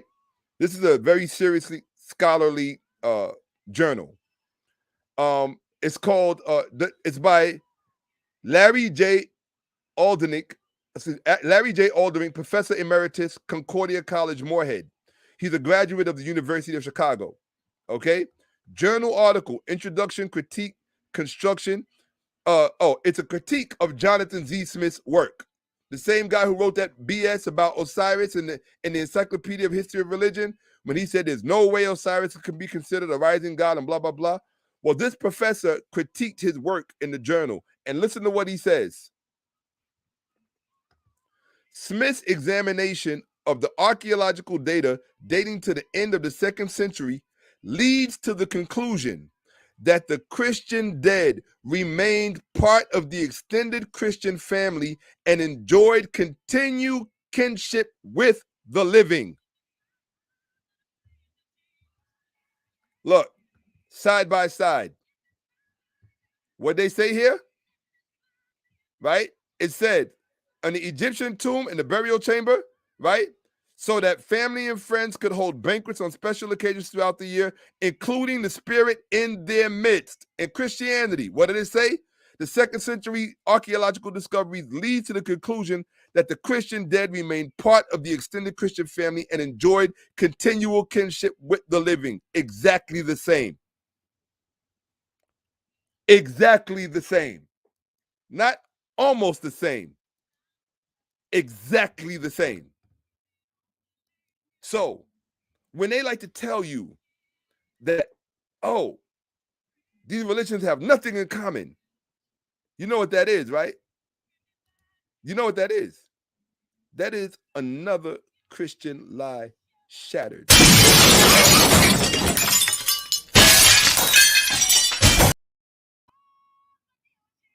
That's another Christian lie shattered. The exact same worldview concerning the departed. In ancient Egypt, that was the purpose of the tomb chapel. The tomb chapel in ancient Egypt, when they had a tomb chapel in ancient Egypt to do this, there was no such thing as a Christian chapel. There was no such thing as a Jewish chapel, if they even have chapels. There was no such thing. The only people with chapels were the ancient Egyptians. And most likely the Nubians, so-called Nubians.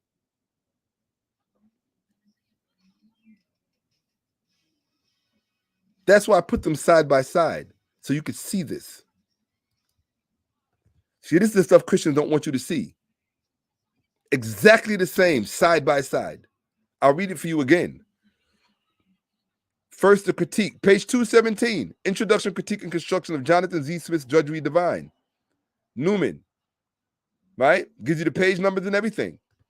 Smith's examination of the archaeological data dating to the end of the 2nd century leads to the conclusion that the Christian dead remained part of the extended Christian family and enjoyed continued kinship with the living.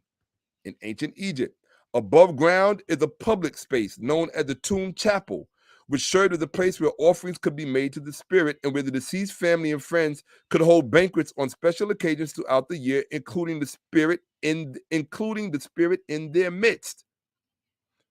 Continued kinship with the living, including the spirit in their midst. Exactly the same. Now let's read the rest of this part from the article about Christianity, because you're going to love this. I'll read it from the top. Smith's examination of the archaeological data dating to the end of the 2nd century leads to the conclusion that the Christian dead remained part of the extended Christian family and enjoyed continued kinship with the living, which does not inspire confidence in an ancient Christian belief in immortality or a resurrection and final judgment. On this view, the traditions of Christ witness to what's called pistis or fides, faith. Faith as a sense of confidence in the way things in the world were arranged, and moreover in religion as a way to keep them in their proper place. See, y'all don't even know what I just read to you. These idiots in these churches think they have Christianity. That's not Christianity. That's what they're about to find out. What they're doing in these churches, that has nothing to do with Christianity. That's all some stuff that came much later. When you look at early Christianity, the real stuff, all you're going to see is ancient Egypt. That's it.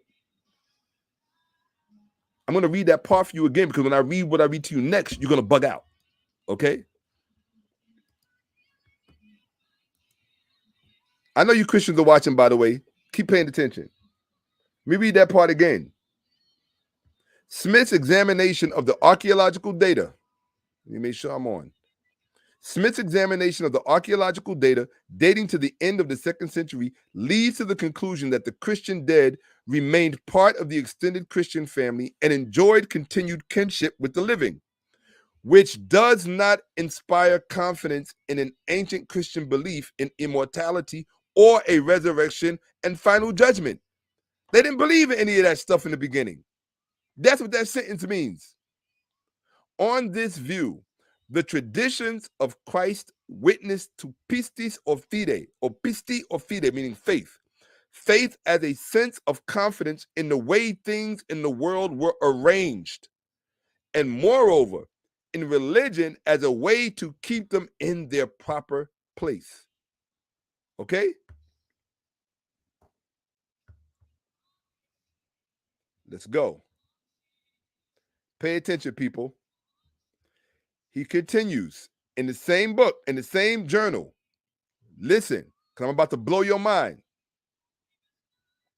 Smith's investigation of the earliest literary tradition displays Christianities, plural, which advocate change, as the Christianities themselves were undergoing change.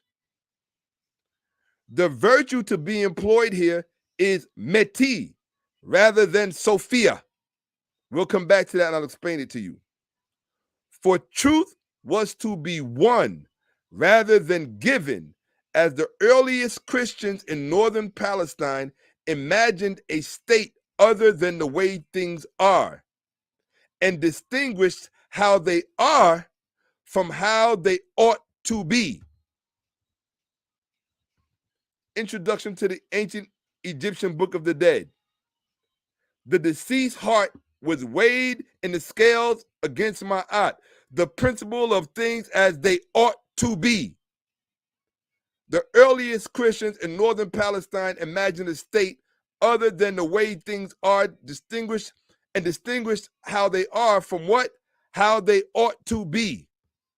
Ma'at, the principle of things as they ought to be. This was the original Christian worldview, not this. This is some fakery shit they gave you later. This was the original worldview. Ma'at, how things ought to be. That's what he's telling you in this text. What is it? The International Review of the History of Religions. It's a field of study at the university level. It's called the History of Religions.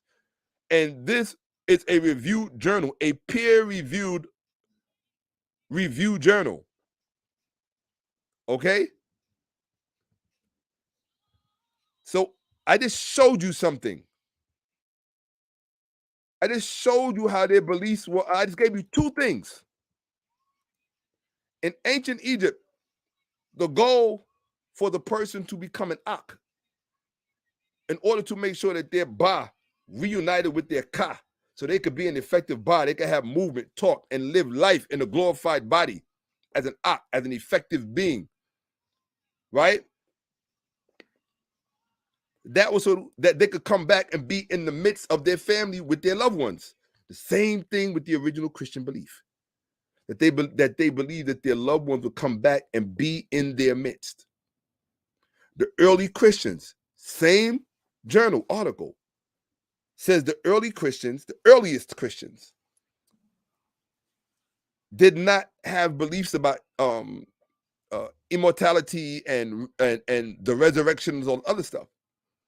Their main focus was making a distinction between the way things are and how they ought to be. Ma'at, that is called the principle of Ma'at. Ma'at itself means things the way they ought to be. This is the true essence of Ma'at. People talk about truth, balance, righteousness. It's the way things ought to be. That's why these two line up so perfectly. So I've given you two things from Christianity that line up perfectly with the ancient Egyptian worldview. But these people think they got something unique. Hold on. I'm not done.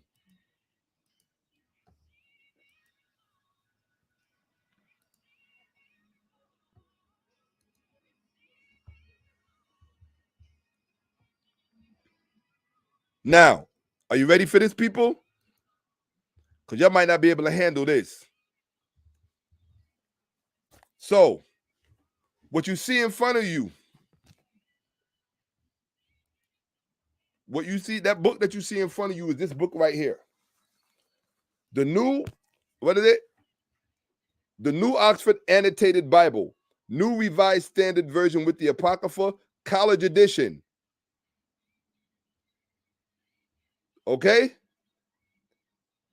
An Ecumenical Study Bible. This is what scholars use. The real deal. This is the real deal. Fundamentalist Christians don't like it because they think it's too much knowledge in there. They really do. But this is the stuff scholars use, right? I just bought my mother one, sent it to Africa, so I could show her what I'm about to show you. Okay? Now, if you go in the book and you go to Proverbs 22, verses 22 to 23, it says, "Do not rob the poor because they are poor, or crush the afflicted at the gate, for the Lord pleads their case and despoils of life those who despoil them." I'm going to read that again. This is what it says in Proverbs. Go to your Bibles right now. Proverbs 22, verses 22 and 23. See, we in the Bible now. We in their book. And this is what it says. I'm going to read it again. So you can tell me I'm making this up. "Do not rob the poor because they are poor, or crush the afflicted at the gate, for the Lord pleads their case and despoils of life those who despoil them. Now, did y'all see that? Because I want to make sure y'all see that before I show you something that's coming right up. Remember, it said the Lord pleads their case. It means the Lord pleads the case for the poor. Look at the bottom now. See, I told you, always got to go in the footnotes. See this? This is the footnotes. So they're explaining something to you. Let's see what they're explaining. Uh-oh. Let's see what they're explaining. I hope y'all ready for this. Oh, let me take myself over here for a second. Hold on, just so you can see the full title, right? Fully Revised 4th Edition, New Oxford Annotated Bible, New Revised Standard Version. Okay, here you go. So we just read Proverbs 22, 22 and 23. For the Lord God pleads their case. Do not rob the poor because they are poor, or crush the afflicted at the gate. For the Lord God pleads their case and despoils of life those who despoil them. But it says something at the bottom. Let's see what it says. Uh-oh. It says, can y'all see this? 22 to 23.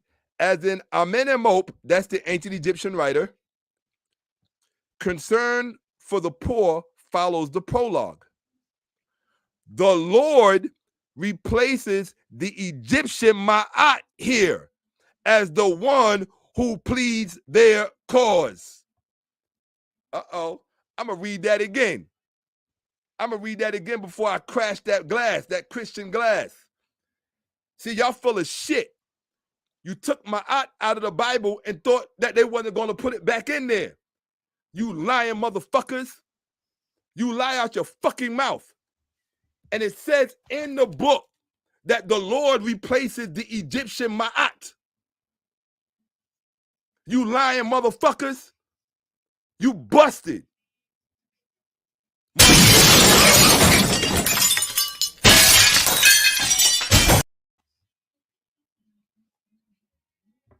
I just busted your whole shit. It's in the Bible. That's the footnote. Right there. 22 to 23. As in Amenemop, concern for the poor follows the prologue. The Lord replaces the Egyptian Ma'at here as the one who pleads their cause. Yes. They took Ma'at out of the narrative and put the Lord. And if you read the rest of the footnote, it's going to show you all of the other proverbs in there that also falls under Amenemop's model, because it's not just 22 to 24. It's much more. It's much more. They changed the whole shit up. They changed the whole shit up.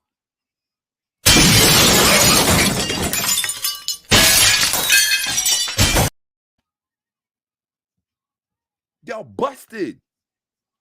Oh, you think I'm making it up? Hold on a second.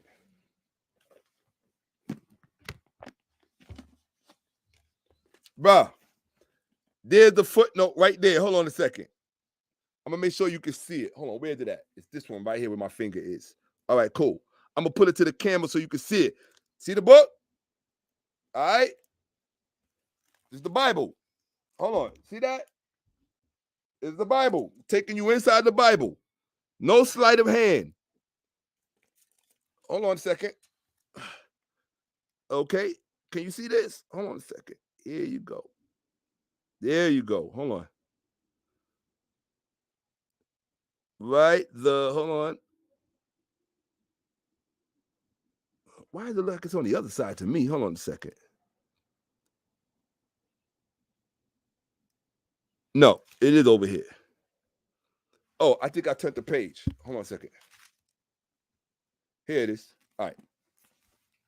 In fact, let me do it like this. There we go. Now I ain't got to struggle with it. The Lord replaces the Egyptian ma'at here as the one who pleads their cause. Do you see that? Right where that star is. The Lord replaces. See the word replace? Replace means ma'at was originally there. The Lord replaces the Egyptian ma'at here as the one who pleads their cause. It's in the Bible, bruh. That's why I only use Scholar's Bible. I don't use that bullshit King James Version y'all use, made from horrible manuscripts. New Revised Standard Version, baby. Bruce Metzger, Princeton University, or Princeton Seminary College, right? Y'all remember him? Come on. He spearheaded it. Yes. Ain't nobody showed y'all that. Ain't nobody ever show y'all that. And you got to forgive my language, but I've been waiting to show that for years. And I took my time and I didn't say anything. It's in the Bible that you replaced ma'at with the Lord. You took that black goddess out of there. Sisters, any of you sisters watching me right now, you need to be jumping up your motherfucking couches right now. They took you out. They took you out and put the Lord there instead. And it says so in the Bible. Not only did they take out ma'at, I'm going to show you where they took out Sebek. I'm going to show you where they took out Tahuti. Yeah, they replaced them too. But not so much. They still left them in there just disguised. But I'm going to show you the documentation that proves for a fact that they took them out. Y'all think y'all know this Bible, and you got these idiots on all these other channels thinking they debunking the Bible. They don't know shit about debunking this Bible. It takes real scholarship to debunk this thing, to deconstruct it. They're not real scholars. They're playing guessing games. Well, if the Bible says this, then why does this happen? And if the Bible says this, I don't agree with it. Now, that's not how you deconstruct this motherfucker. You deconstruct this with real, genuine scholarship. You understand what I'm saying? There's not a Christian breathing that could ever say anything about that again. Ever. Ever. They can hamina, stutter. It don't matter. The jig is up. All the way up. They literally took ma'at out the Bible.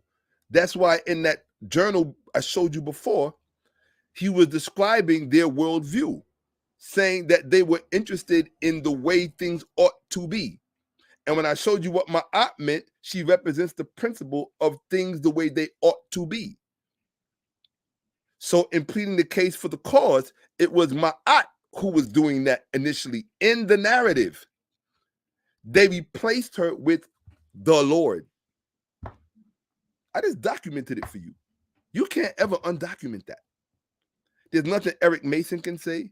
There's nothing Adam Coleman can say. There's nothing Damon Richardson can say. There's nothing Vince Bantu can say. There's nothing Pastor Bennett can say. There's nothing Alfredo Valentin can say. There's nothing any of these deluded people can say. Nothing. Oh, you know what they're going to tell you? That's a liberal Bible. That's what they're going to tell you. It's a liberal Bible. Anything that shows the truth or the facts, they demonize it through labels. So once they put a word on it, it soothes the rationale of their cult. Because it's a cult. Yeah, I just showed y'all the real deal. This is in the Bible, people. I'll give you the page. 1 second. Oh, I might have lost it. Oh, here it is. Cool. Where the page at? Oh, y'all might be shit out of luck because I ain't got my glasses. It's page 923. In this particular text, it's on page 923. Go look at the footnote. It will say to you, and this is why here in the Christian text, It says the earliest Christians in northern Palestine imagine a state other than the way things are and distinguish how they are from how they ought to be. Ma'at, principle of things as they ought to be. Do you think these things are lined up for no reason? I lined them up here for a reason, so you can see the truth of the matter. The early Christians were into this, not this. This is something later, something completely different. That has nothing to do with the way things ought to be. And the more you get into early Christianity, I'm talking about the real early stuff, the more you're going to see they've been lying to you the whole time. They've been lying to you the whole time. Yes, the games are over. Of course the games are over. No question about it.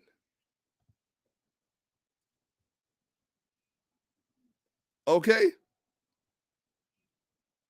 Straight up.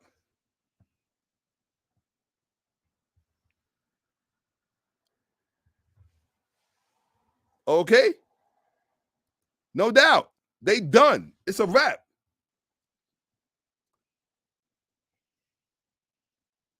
It's a wrap. It's a wrap for them. After that, right now, you better believe it. They if they smart, they are. It's telling you in the Bible. I didn't write that. I didn't put that in there. In the Bible, it says the Egyptian Ma'at is replaced with the Lord. Oh no, it says the Lord here replaces the Egyptian Ma'at who pleads their case. Do you know what the word replace means? That means that originally Ma'at held that place in the narrative.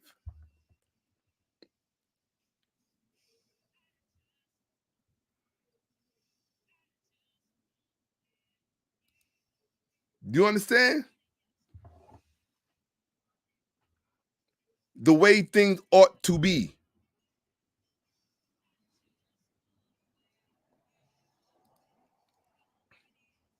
Facts.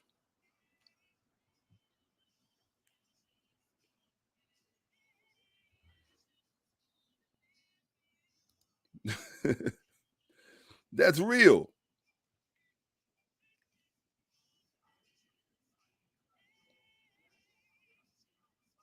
I wanted to show you this because if I don't show it to you, nobody will.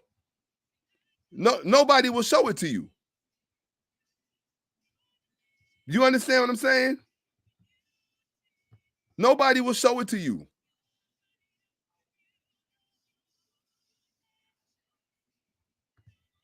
Nobody will show it to you. If I don't show you, you will never see it. Okay? And with that,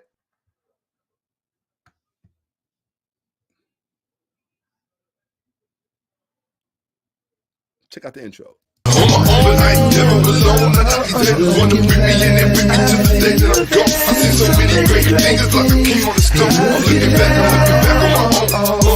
On my own, but I ain't never alone. These haters wanna bring me in and bring me to the day that I'm gone. I see so many great things, it's like a king on the stone. I'm looking back on my own. I see it all. Looking back, I see you there. Seen so many great things. Hey, look at that. Surrounding myself with the best that this life had to offer on my own. Looking back. On my own, but I ain't never alone. These haters wanna bring me in and bring me to the day that I'm gone. I see so many great things, it's like a king on the stone. I'm looking back on my own. On my own, but I ain't never alone. These haters wanna bring me in and bring me to the day that I'm gone. I see so many great things, it's like a king on the stone. I'm looking back on my own. I see it all. Looking back, I see you there. Seen so many great things. Hey, look at that.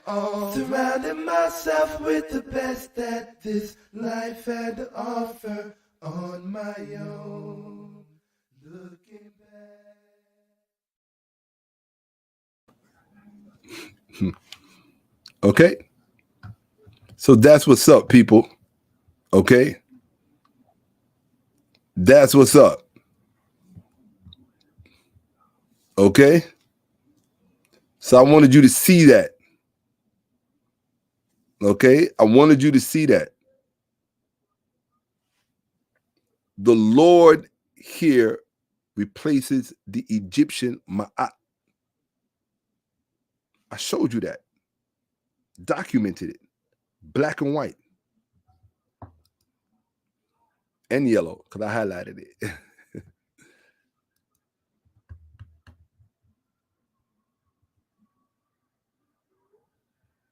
It was about this. It was never about this, and it was not about this. It was about, I'm talking about the early Christians. The early Christians were about this, not this or that. Okay? You got Christians today trying to shove these two things together, and it's hilarious. They use everything under the sun, hermeneutics, exegesis. They use things you can't even pronounce to try to make it happen.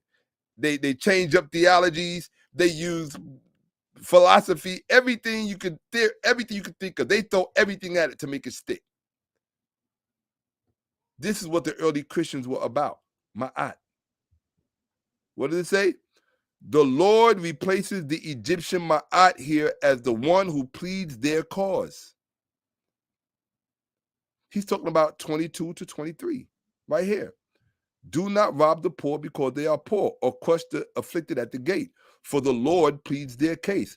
No, that should be read, for Ma'at pleads their case. But they changed it. The Lord replaces the Egyptian Ma'at here as the one who pleads their case. That's in the footnote. You should be ashamed of yourselves, running around peddling other people's stuff as if it's your own. Talking about you got a unique religion. My ass. Okay? The Christians in northern Palestine imagine a state other than the way things are and distinguished how they are from how they ought to be. The deceased heart was weighed in the scale against Ma'at, the principle of things as they ought to be. Things as they ought to be. This is what the early Christians were about.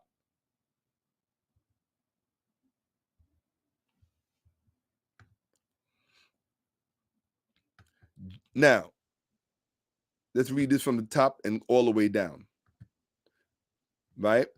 Sealed after the funeral, talking about the underground burial, right? The underground chamber, right? Below ground is the burial chamber. Sealed after the funeral, the burial chamber was intended to be inaccessible to the living. Above ground is a public space known as the tomb chapel, which served as a place where offerings could be made to the spirit, and where the deceased family and friends could hold banquets on special occasions throughout the year, including the spirit in their midst. The focal point of the chapel is a niched recess known as the false door, through which the spirit could leave or enter the burial chamber. Some false doors depict the spirit emerging to receive offerings. Just as they entered their own houses to sleep, the Egyptians believed that the spirit would enter the burial chamber to rejoin its mummified body at night. You hear that? The Egyptians believed that the spirit, the Ka, would enter the burial chamber to rejoin its mummified body when? At night. The same way you go to bed, the only thing the underground burial was a resting place for the dead to sleep at night. That's it. The resurrected needed a place to sleep at night. And that's what their underground burial chamber was. And it being underground affiliated it with the Duat. We're going to get into that later. Because these people don't know anything about what they're talking about. Nothing. When I say nothing, I mean nothing. And I used to always joke with my friends, I don't mind if somebody gets one thing wrong or two things wrong. But for people to get everything wrong, that tells me you're doing it on purpose. I call that being stupid on purpose. You're just stupid on purpose. That's all. Yeah, I had to call you what you were. What you guys are. A bunch of lying motherfuckers. Just call them what they are. I told you I do use profanity when I feel that way. Okay?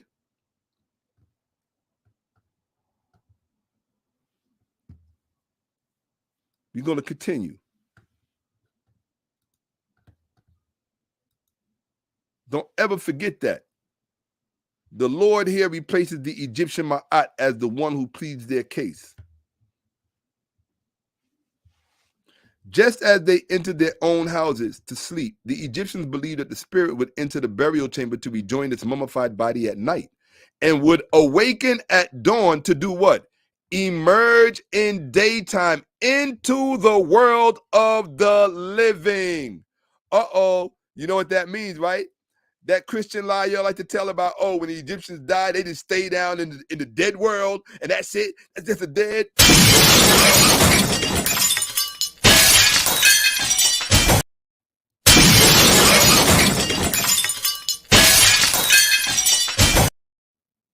See what I mean?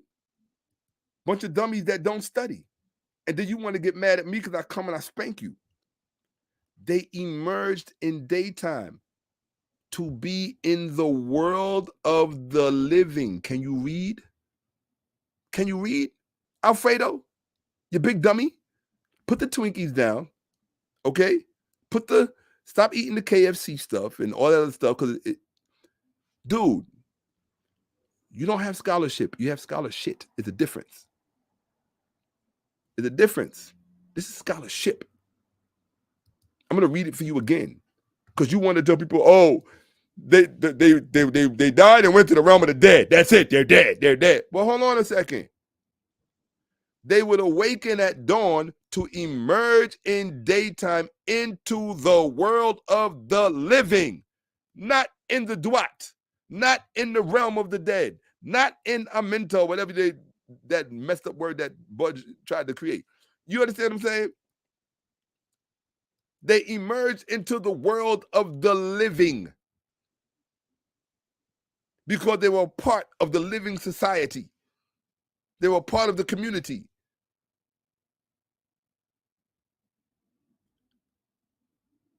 All these resurrected people walking around in ancient Egypt. But because you tried to make your story, see, where their only claim to fame is they try to say, and they never say it like this, what they really want to say is what the Egyptians said happened on a spiritual level. For us, the Christians, it happened on a historical level. This is what they're trying to say. And that's where they mess up the entire affair. The entire eschatology gets messed up. You understand? Now, truthfully speaking, I'm not mad at them. And this is why I say you can't really get mad at Christians for doing that. Because many of the ancient Egyptians did the same thing with Osiris. They tried to say it was historical. It's only natural. So you can't get angry with Christians when they do that. It's natural. That's what the whole thing is predicated on. What's the point of telling the story if you don't think it really happened? So the same thing was done in Egypt, but at a much later time, right? The story about Osiris and Set, that's a much later story. Okay? So let us continue.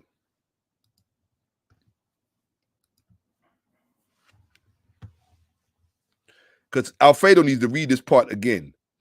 Okay? If you want to know what page it's on, Alfredo, this is just for you, I'll tell you. Hold on a second. Got to go all the way back here to see. And where is that? Okay. I ain't got to teach you to beat you, Alfredo. I want you to know exactly where it is so you can go find it. It's on page 12. All right? Just go look in the book. It's on page 12. They emerged in the daytime to be with the living. Okay? Just as they entered into their own houses to sleep, the Egyptians believed that the spirit would enter the burial chamber to rejoin its mummified body at night and would awaken at dawn to emerge in daytime, hence the name of the book, into the world of the living. This process, however, was not just a reflection of the pattern of a daily life. It was believed to be a critical part of the afterlife for the deceased. To the ancient Egyptians, the spirit's daily journey in and out of the burial chamber was fully analogous to the daily cycle they imagined for the sun. Sunrise and sunset were seen as the sun's birth and death. This is why, now I'm going to show you that Jesus said the exact same thing, and this is where he got it from. Okay? I'm going to show you this again. Watch. I think it's right here. No, I didn't put it here. I thought I did. Okay, I'll probably have it later. That's okay. I'll show it to you later. I thought I had it there. To the ancient Egyptians, the spirit's daily journey in and out of the burial chamber was fully analogous to the daily cycle they imagined for the sun. Sunrise and sunset were seen as the sun's birth and death. Believing, like all ancient peoples, that the sun revolved around the world, the Egyptians envisioned a space beneath the earth into which it descended at night, talking about the sun. They imagined the dead sun traveling through this netherworld known as the Duat. So that's what they believed, that at the end of the day, the sun died and that it was reborn every morning. This is the first resurrection. It's not hard to understand. They imagined the dead sun traveling through this netherworld. You should read Nature World, right? Traveling through the Nature World, known as the Duat, during the night, since it had died the evening before. Or since it had died the evening before, they also thought that something must occur during the sun's nightly journey to enable it to come to life again in the morning. This life-giving event was the sun's nightly reunion with Osiris. Osiris was the Egyptian explanation for a phenomenon of nature, in this case, the cyclical renewal of life. The life-giving power of Osiris explained, see, Osiris is not about death. These idiots keep talking about he was the god of the potent dead, and he was not he did not come back to earth, and all this other dumb shit, which I'm gonna prove them wrong on that too. Watch. The life-giving power of Osiris explained the yearly cycle of crops. Now, this is where Jonathan Z. Smith focused on this part, on the agrarian aspect of Osiris, dealing with the yearly recycle of the crops. But that is not the part to focus on if you are making him analogous to Jesus. You have to focus on the solar aspect of it, as you are going to see.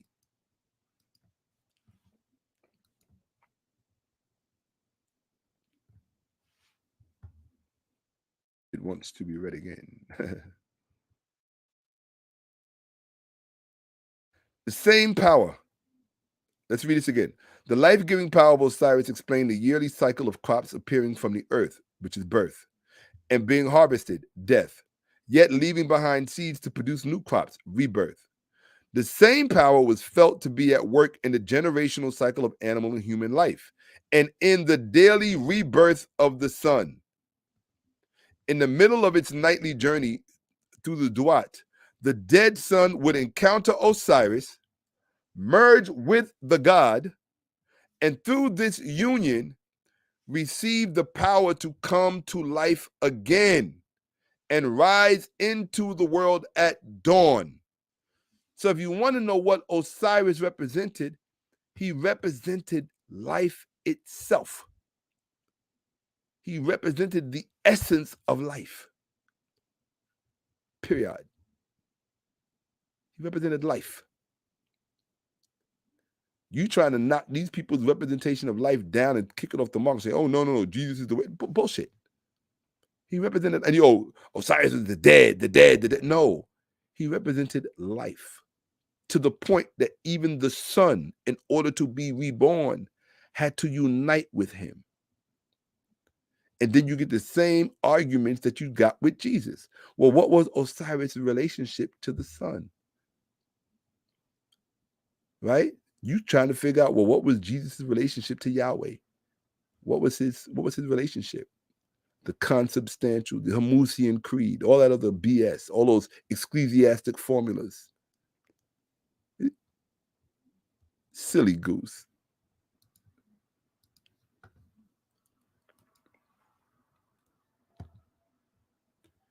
So, depictions of Osiris regularly show the god as a mummy, reflecting the fundamental mystery of how one generation dies yet lives on in the next. For the Egyptians, mummification was not merely a means of preserving the body after death, it also created a personal Osiris for the spirit that had inhabited the body during life. What does that mean? It meant that for the Egyptian, Osiris was their personal savior. Their personal savior with an intimate relationship. Osiris was their personal savior.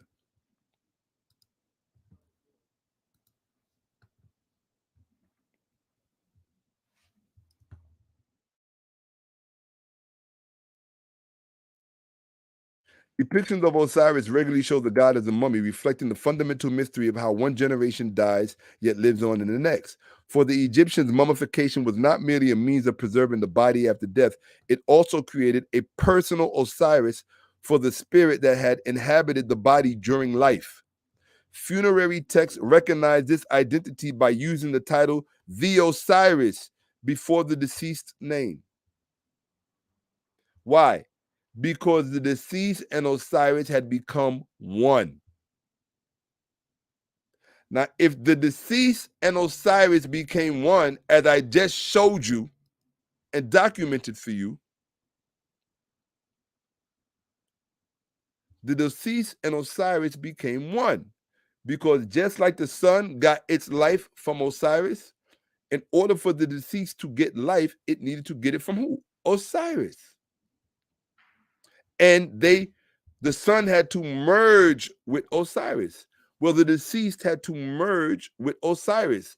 And once they merged, the deceased and Osiris became one. So whenever you refer to the deceased, you always refer to them by putting the name Osiris first, because he was present in the deceased, which means that when the deceased emerged in daytime back in the world of the living, so too did Osiris, because they were one. So Osiris was resurrected because he was the personal savior of each deceased person. And to get life from him, they had to merge with him. And through merging with him, they became Osiris.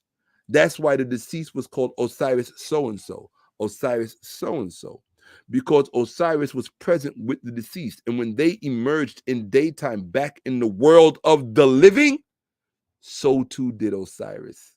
He emerged in daytime in the world of the living.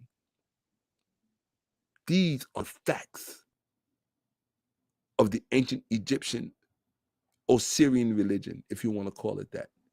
These are the facts, not this silly stuff that they're telling you. And now, if I was betting you $1,000 that Osiris did not remain in the world of the dead, you would have just lost your money. So all that stuff that Alfredo was talking about, Osiris remains in the dead and he doesn't fit the criteria of the dying and rising God, bullshit.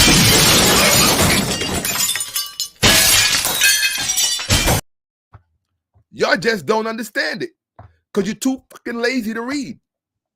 You're too lazy to study. You want to act like you know things and you want to act like you know what you're talking about and you don't. I just documented it for you.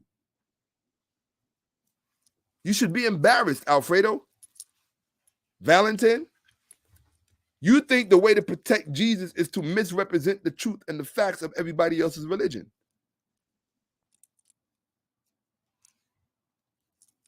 Clown. Yeah, this is my immature Shaka. Name calling. Fucking clown.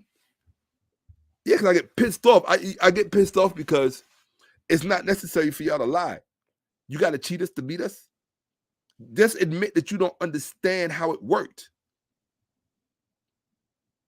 Let me continue.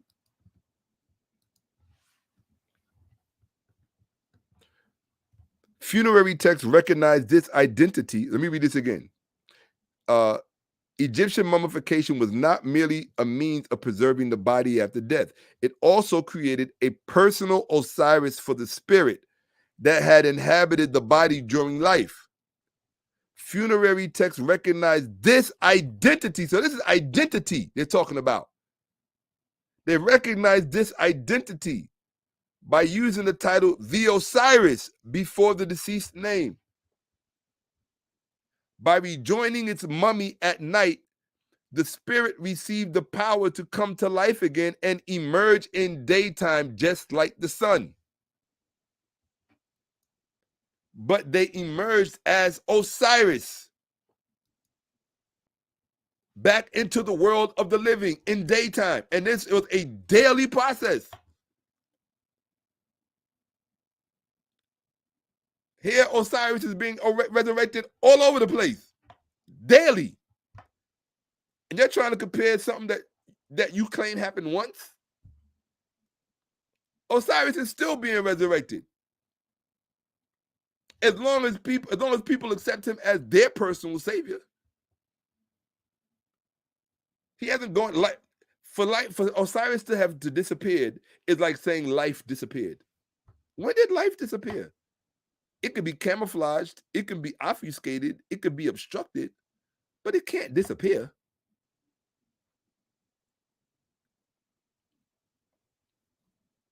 It can't disappear. It could change form, but it ain't gonna disappear. It's life. Life is life. It's the very nature of the thing. Okay?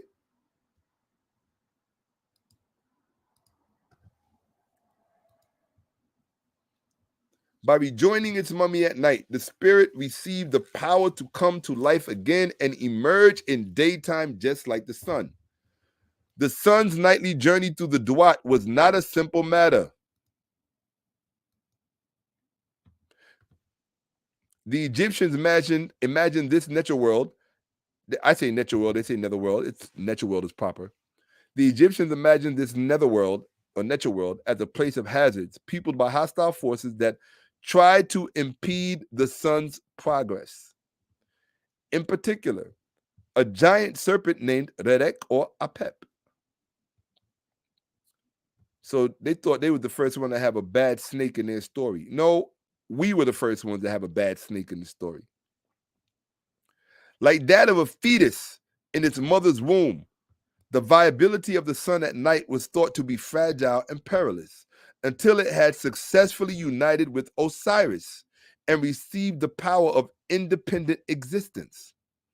The spirit's passage through the night was thought to be subject to the same dangers, which means if it happened to the sun, then it happened to your spirit.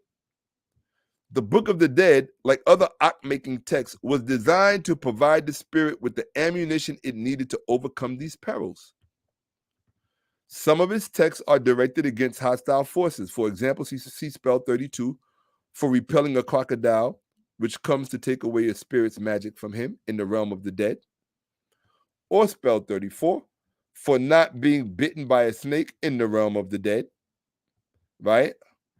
So what you have to understand is that while they were going through these ordeals in the realm of the dead, they weren't there to stay. Alfredo, Alfreaky, start calling you Alfreaky. You like to get freaky with the facts and misrepresent them. Others give the spirit the ability to assume various forms to pass by the Duat's hazards, such as spell 76, for being transformed into any shape one may wish to take. Now that's a glorified body, a body that can take whatever shape it wants. By far the greatest danger in the spirit's journey from death to rebirth, hear that? From death to rebirth, not reanimation or revivification. From death to rebirth. In other words, being born again. By far, the greatest danger in the spirit's journey from death to being born again, rebirth, was the trial known as the weighing of the heart, as you can see right here, in which the deceased's actions during life were judged. This trial formed the subject of a number of the texts in the Book of the Dead, but especially page 16, we're on page 16 now, but especially spell 125. Unlike the other perils encountered by the Book of the Dead spells, it seems to have occurred only once, when the deceased Ba, when the deceased Ba made his first excursion into the afterlife. I'm sorry, I don't have my glasses on and my eyes are just shot, right? So they said this seems to only have happened once. The judgment began with the tribunal of 42 judges, before each of whom the Ba declares its innocence of some moral or ethical transgression. I have not stolen, I have not killed men, I have not taken milk from the mouths of children, and so forth. The deceased's heart was weighed in a scale against Ma'at, the principle of things as they ought to be. The Egyptians believed that the heart was the center of thought as well as emotion, and it was therefore representative of its owner's true self. Your Ba relies on your heart. Ma'at is represented in the scale either by a feather, the hieroglyph for Ma'at, or by the figure of Ma'at personified as a goddess. This weighing was conducted by Anubis, embalmer and guide of the dead, and recorded by Thoth, or Tehuti, the god of writing. Ideally, the two scales should balance, showing that the deceased's Ba had testified correctly in accordance with Ma'at. The Ba that passed this trial was declared true of voice, or Ma'at. It was then, or Maya. It was then conducted into the presence of Osiris, where it was what? Reunited with its Ka, or life force, and given the privilege of receiving Osiris's life-renewing power, what? Each night. Each night. So the Egyptian resurrection was far more dynamic.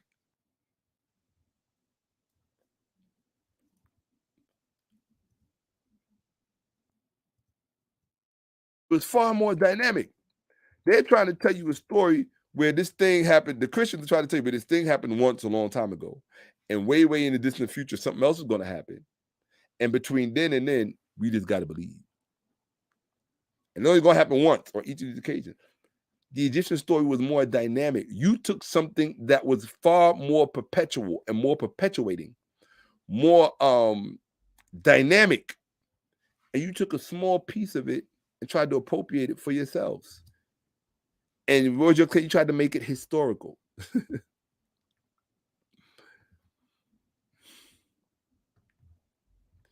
Ridiculous. Okay? They're resurrected every night, because every night they go to sleep. They merge with Osiris, and they are given the life force again to be reborn in the morning. They're born again. The whole culture is a whole culture of born againism. The sun and the people. Born againism everywhere, all over Egypt. And then y'all come 4,000 years later, 2,000 years later, talking about, oh, are you born again? You should get smacked in the butt. Because if I say anything else, it'll be like, oh, he's threatening. No. Okay? I ain't interested in that. Y'all getting a bad enough butt kicking here.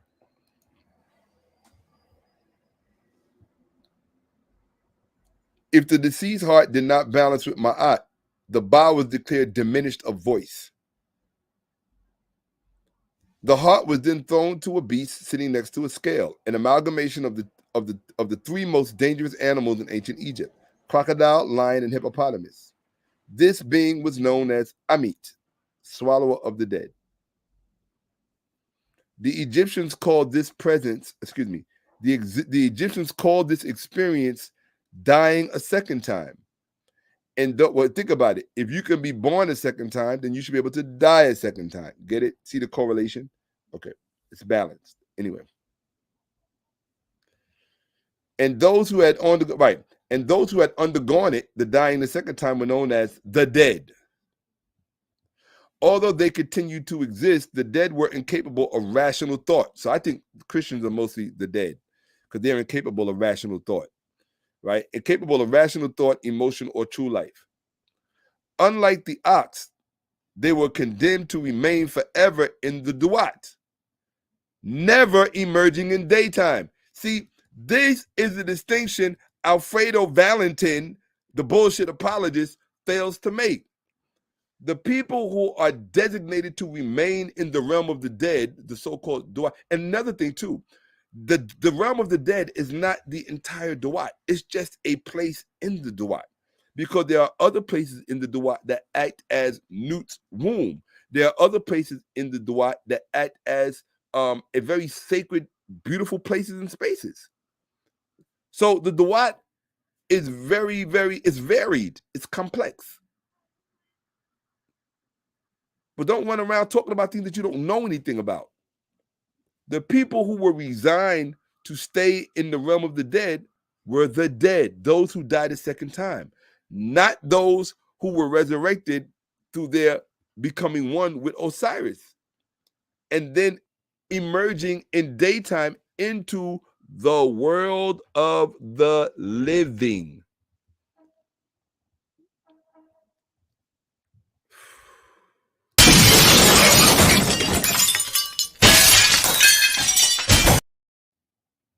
I just had to smash it.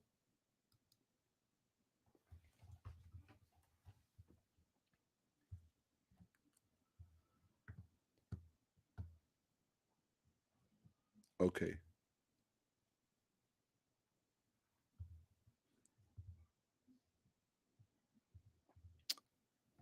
Where we at? Oh. Unlike the ox,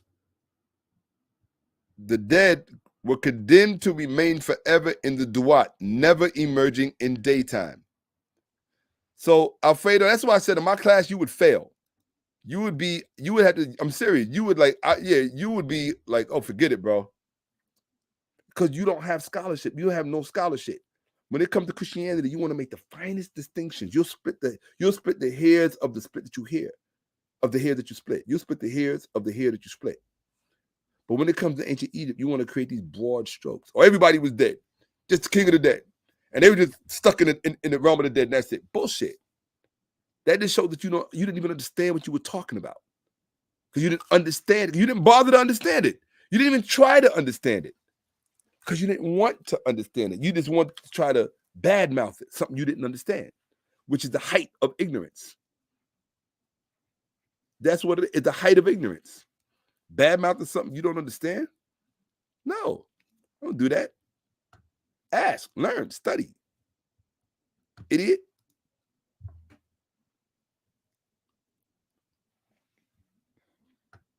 No question about it. No question about it. I appreciate you, Vince.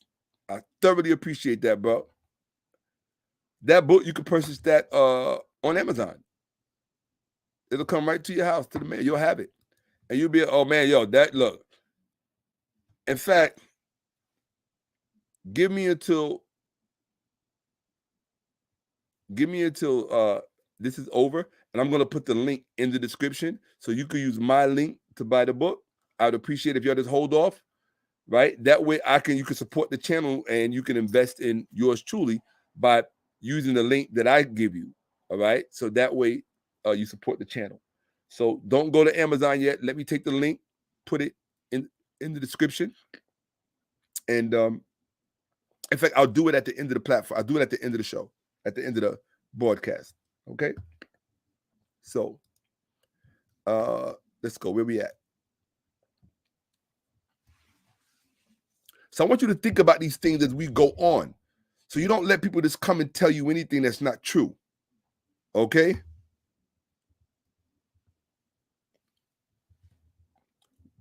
Once the spirit had passed, once it passed the judgment and received the capability of eternal life, the Ba became an Ak and joined the society of the Ox, ruled by Osiris. This transition from the world of the living to that of the ox is reflected in an illustrated scene that usually follows the weighing of the heart, in which Horus, representing the king of the living, formally presents the deceased to Osiris, king of the ox, king of the effective beings. Unlike the final judgment of the Christian tradition, that of the Book of the Dead is a societal trial rather than a religious one. The deceased is made to account not for the transgressions against the gods, but for his or her behavior as a member of society during life. Just as human communities do not welcome thieves or murderers, that of the ox was restricted to peaceful and harmonious members of society. Now, what does that mean? That means that to become an ancestor in ancient Egypt, you had to be a peaceful and harmonious person, not a troublemaker, not someone who had vices, not someone who did foolish things, who hurt people, or who just, you could not become an ancestor like that. If you were not worthy in society as part of the living, then you were not worthy of continuing with that community in the hereafter. It's that simple. Okay, you know, the good chance you would probably or possibly die a second time. You know, I don't know if there were any alternatives in between, but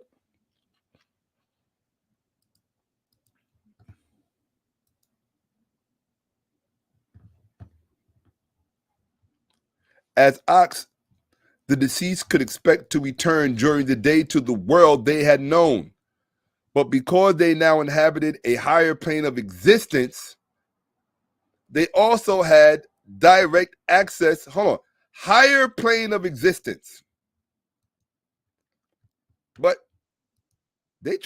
Alfredo trying to make you think they below in the underworld. How can you be under and higher at the same time? You know what higher plane of existence means? Higher is higher. The underworld is under. Get it? See how that works? Higher is higher, higher existence. Underworld is under. Just try to help you out. Okay?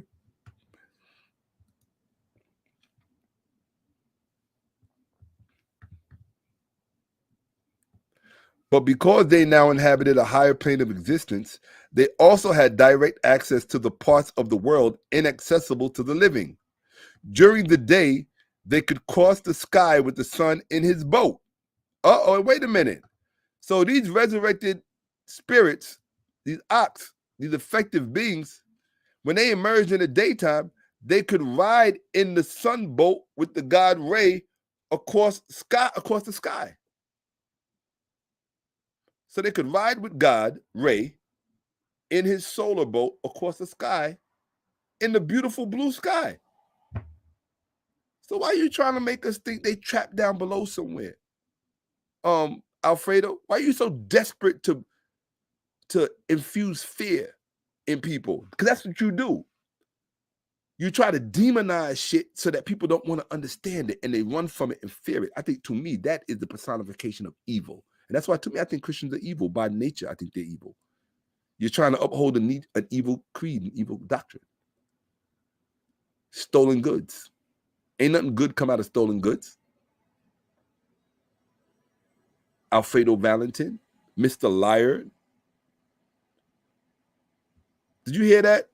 That don't sound like, hey, does that sound, hey, I'm asking the chat, does this sound like people who are stuck underground? Tell me if this sounds like spirits that are stuck underground in the realm of the dead.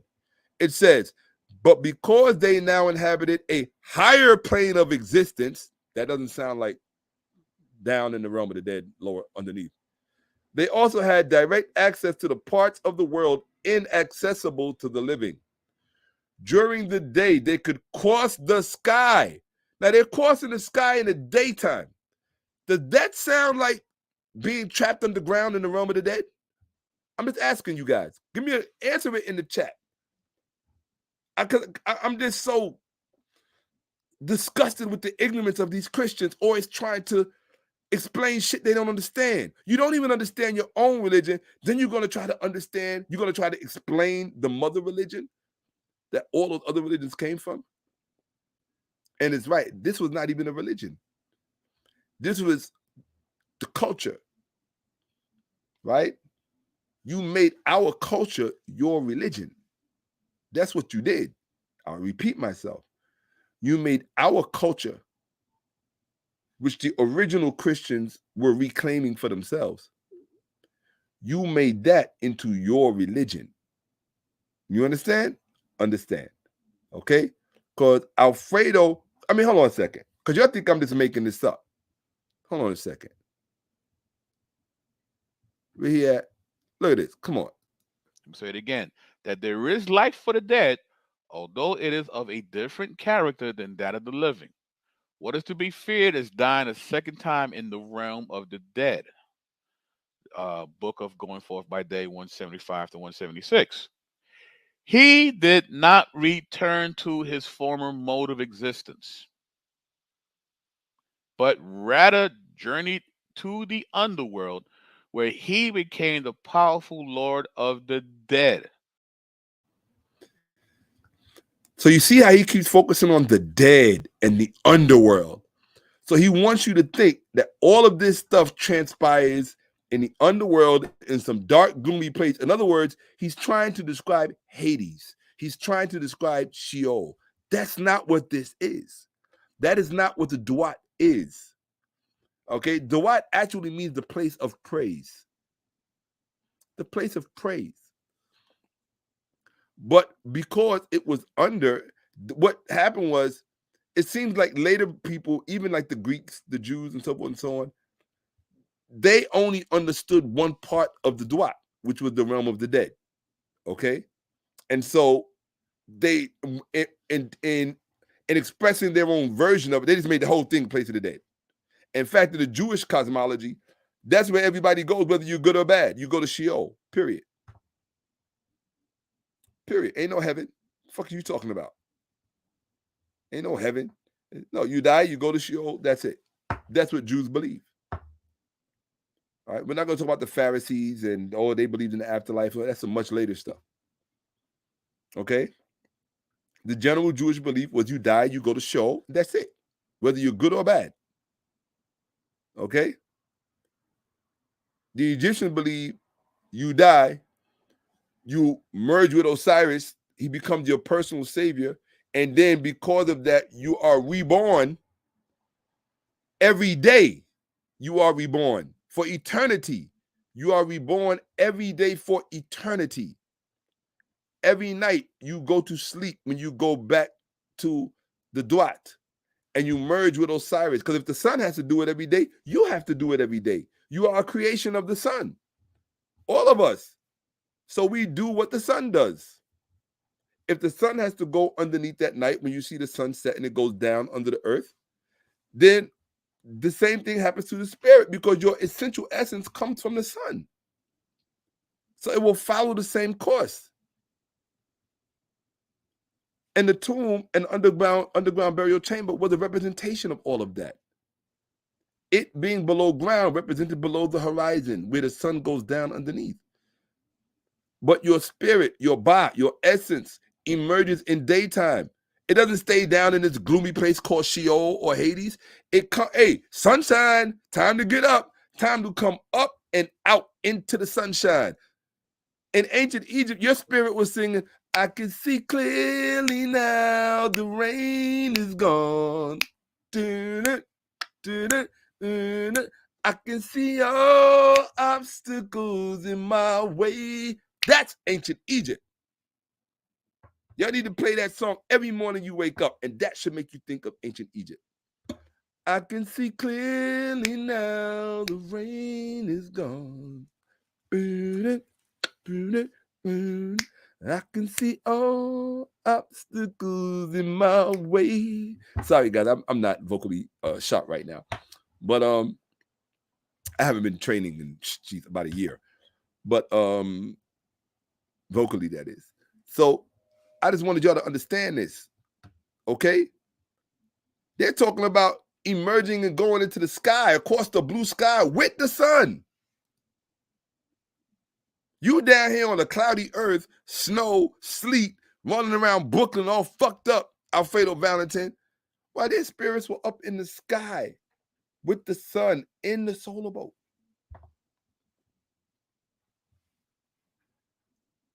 So why are you trying to make it seem like they're stuck underground in some gloomy place called Hades or Sheol? Oh, I know why. Because you're a Christian, which is another word for liar, which is another word for stupid as fuck, and don't study. Just telling the truth, bro. You can say I'm wrong, but I'm like, look, I'm just speaking the truth. That's it. And I'm documenting it for everybody watching. And there's over 100 people in here watching. And the majority of them are Christian. I can tell you that right now. Yeah. Because they get tired of being lied to, too. They're human beings. They have self-respect and dignity, too. And a lot of Christians don't like the idea that they're lied to about so much all the time. So they could come here and get some fresh truth, documented facts. Okay?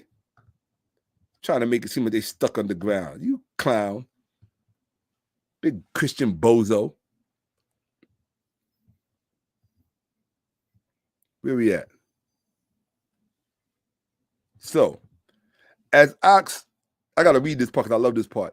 As ox, the deceased could expect to return during the day to the world they had known, but because they now inhabited a higher plane of existence, they also had direct access to the world, to parts of the world inaccessible to the living.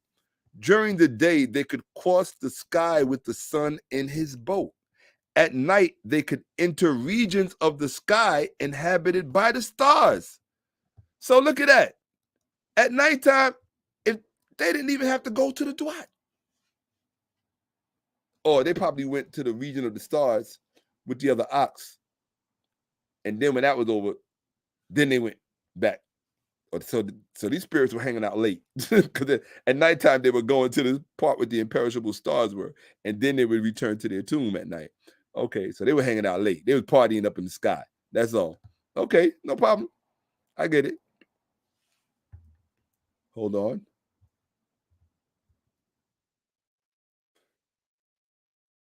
All right. At night, they could enter regions of the sky inhabited by the stars. The Book of the Dead makes occasional reference to these regions and their inhabitants, particularly. Now, if you want to know where the idea of heaven comes from, people, pay attention. All right? Learn something. Put this in your head. The ancient Egyptians had it all mapped out, different regions of the sky, what we call heaven. You can't know heaven if you don't know these regions. See, to Christians, heaven is some nebulous place. There's some, they picture clouds, a gate. You see all of the pearly gates and St. Peter and all of this Christian imagery. No, that's because they don't have the original layout, the original blueprint. Now I'm going to describe for you the original blueprint of heaven. Okay, listen.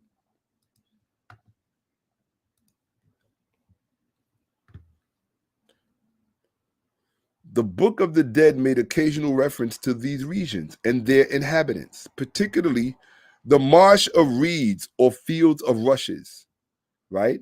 And the unwearying stars in the south, and the marsh or field of offerings, or what we call the island of Hotep, right? And the imperishable stars in the north.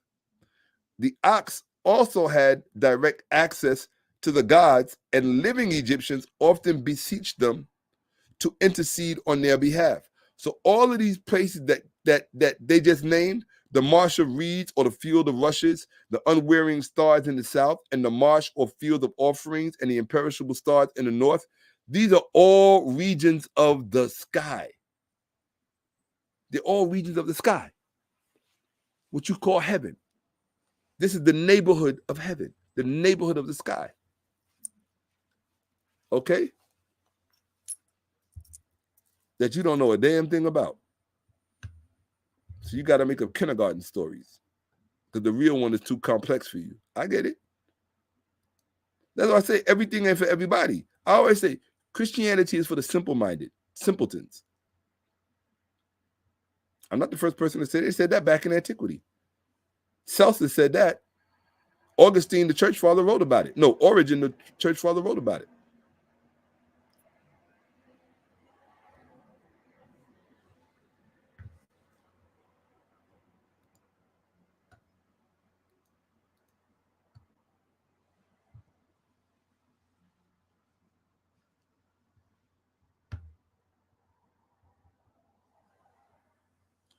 Although it reflects a vision of the afterlife, that was essentially the same throughout Egyptian history.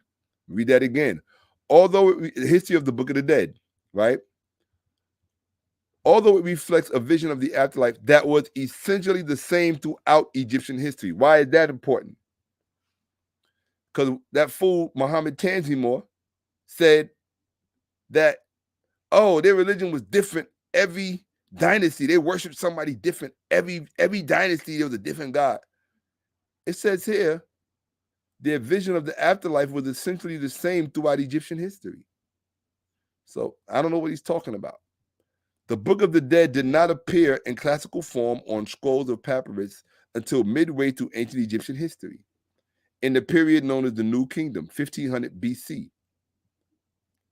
Some of its texts, however, are much older. So you're talking about 2000 BCE, actually all the way back to the pyramid texts. So 2400 BCE, almost 3000 BCE. The literary genre to which the Book of the Dead belongs, known as the funerary text, first appeared nearly 1,000 years earlier during the Old Kingdom. The pyramids of 10 kings and queens, from King Unas of Dynasty 5, circa 240 BC, to King Ebi of Dynasty 8, circa 2100 BC, are inscribed on the walls of their burial chambers with a series of spells known as the pyramid texts. Some of these, addressed to the deceased, are the text of rituals performed at the funeral. Like that man in the white robe in Jesus' tomb that was sitting there saying he has been raised. The ritual, the opening of the mouth. The two most important rituals were the offering ritual, at which food, drink, and clothing and other objects were presented. Okay. And what? The resurrection ritual, not the revivification ritual, Alfredo, not the reanimated ritual, Alfredo, the resurrection ritual, designed to release the ba from its attachment to the body and send it on its way to the afterlife. So your soul, when you die, can become too attached to the body. But if it stays with the body, it will not go after to reunite with its ka. So a healthy death, so to speak, is a death in which your ba pursues your ka and unites with your ka so that you can become an effective ak, an effective being. That is a healthy death, a healthy afterlife. An unhealthy death is when your ba or your soul is trapped in your body because it doesn't know how to divorce itself. It doesn't know how to embrace the change or whatever. Okay? Okay. The offering ritual began with the ceremony in which a priest touched a ritual implement to the mouth of the mummy or statue of the deceased and recited spells intended to restore to the spirit the faculties its body had during life. This part of the ceremony, known as the mouth opening ritual, became a separate rite in the New Kingdom. Its texts are not included in the Book of the Dead, but the ceremony itself is often depicted in the compilation accompanying spell 23 for opening the mouth of the deceased. So it was not a part of the resurrection ritual. It was a part of the offering ritual, the opening of the mouth. So let us all be corrected, myself included. The remaining spells of the pyramid text belong to the genre of ak-making text. These were originally in the first person, meant to be recited by the spirit itself as it made its way through the dwat at night. Although in most cases, the texts have been personalized for the pyramid's owner by changing the first person to the name of the deceased. The spells of the Book of the Dead papyri are the New Kingdom descendants of these texts. Unlike their ancestors, talking about the ancestral texts, they usually retain the original first person and are personalized for the papyrus owner only by an initial notation indicating that the spell is meant to be recited by the deceased. Although the pyramid texts originally appeared only in royal tombs, they were later inscribed in the tombs and coffins of non-royal Egyptians as well, together with new texts belonging to the art-making genre. These newer spells are known as the coffin texts. Some of them also appeared in the Book of the Dead, spell 335 of the coffin text, which became spell 17 of the Book of the Dead. So all this literature is connected, just like the Bible is connected to it. It's particularly interesting because the later version usually includes, remember, they took my out, right? It's particularly interesting because the later version usually includes a number of glosses or explanations of passages of terms in the original text. The coffin text also introduced a new genre of funerary literature known as the Netherworld Guides. These consist not only of spells, but also of descriptions and even maps of the duat. That's why you need that. That's what I mean when I say the duat was not just one thing. You needed a map for the duat because it was different places. It wasn't all doom and gloom and dead the way Alfredo wants you to think. Retard. Let me not call him that. Let me just call him what he is. Not bright. I'm gonna call him not bright. Mr. Not Bright, not too bright. These consist not only of spells, talk about the Netherworld Guides, but also of descriptions and even the maps of the duat. In the New Kingdom and later, guides of this sort were inscribed on the walls of royal tombs in the Valley of the Kings, and occasionally in non-royal tombs as well. The most important of such texts are the writings of the hidden region, also called the Amduat, and the compilation known as the Book of Gates. Both are divided into 12 sections, one for each hour of the night. These do not appear in the Book of the Dead, though some of its texts, such as Spell 168, reflect similar compositions. Pyramid texts were often used throughout ancient Egyptian history and have been found on some papyri, now listen, during the Roman period in Egypt after 30 BC. Okay? Coffin texts enjoyed a shorter lifespan, with some exceptions. They are essentially limited to the tombs, coffins, and other objects from the Middle Kingdom, circa 2000 to 1700 BC. Texts from the Book of the Dead that are not descended from these two bodies of funerary literature first appeared during the succeeding second intermediate period, circa 1700 to 1559 BC. The earliest known copy was inscribed on the interior of the coffin of Queen Mentuhotep, wife of King Thoth of Dynasty 16 through Dynasty 17, circa 1650 BC. The exterior of this coffin was covered with the coffin text. Book of the Dead papyri appear a century or so later during Dynasty 18th of the New Kingdom. Okay, so when the Book of the Dead first came out, it was on the inside of the coffin of Queen Mentuhotep. Okay.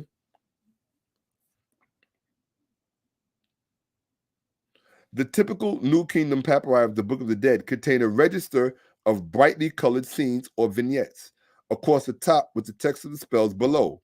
Larger vignettes and some longer spells can occupy the entire height of the scroll. In some cases, the spells do not correspond with the scenes above, with the scenes above them, indicating that these two parts of the papyrus were created separately. The text was usually written in the form of hieroglyph, a script known as cursive or linear hieroglyphics arranged in vertical columns. Titles and instructions called rubrics were written in red ink, with the rest of the text in black, and account blah blah blah indicates that the Book of the Dead the Book of the Dead with vignettes could cause as much as 7 months' wages. Now imagine you working 7 months just to buy this book. 7 months to buy one book.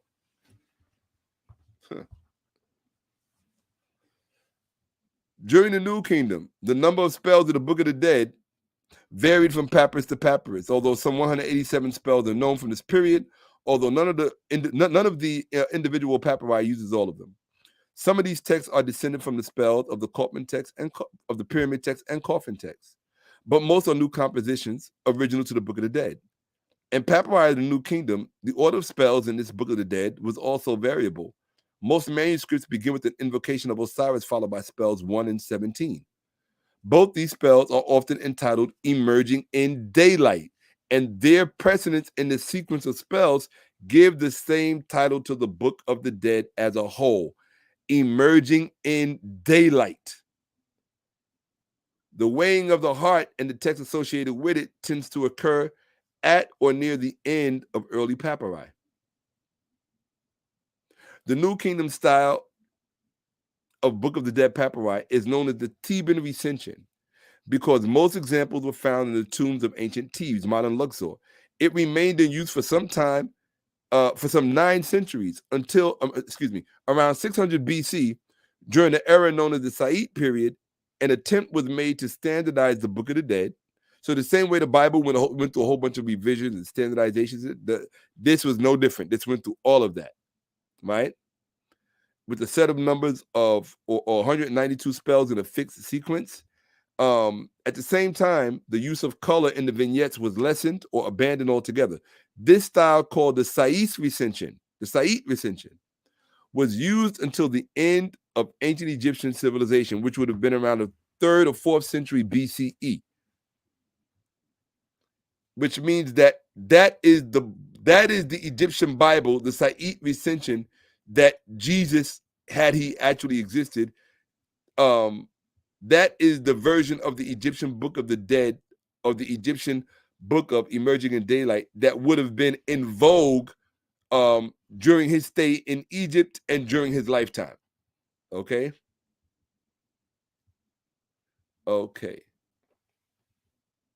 So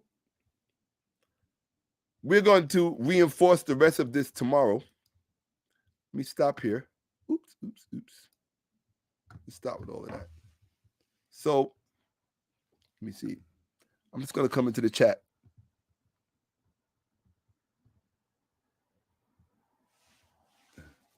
So before I say anything else, I would be remiss if I didn't do my job. Look, family, there are things that I showed you here tonight that no one else would bother to show you.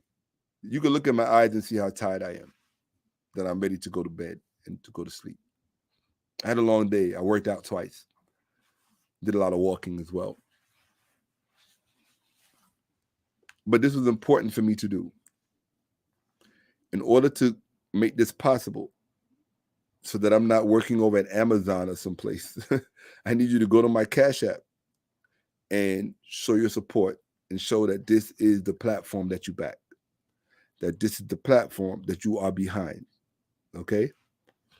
And it's important, like I tell everybody, I don't teach for free. Teaching for free is the fastest way to make sure that you will not be able to teach, because your responsibilities and obligations, things that require you to take care of them, will not be taken care of, okay?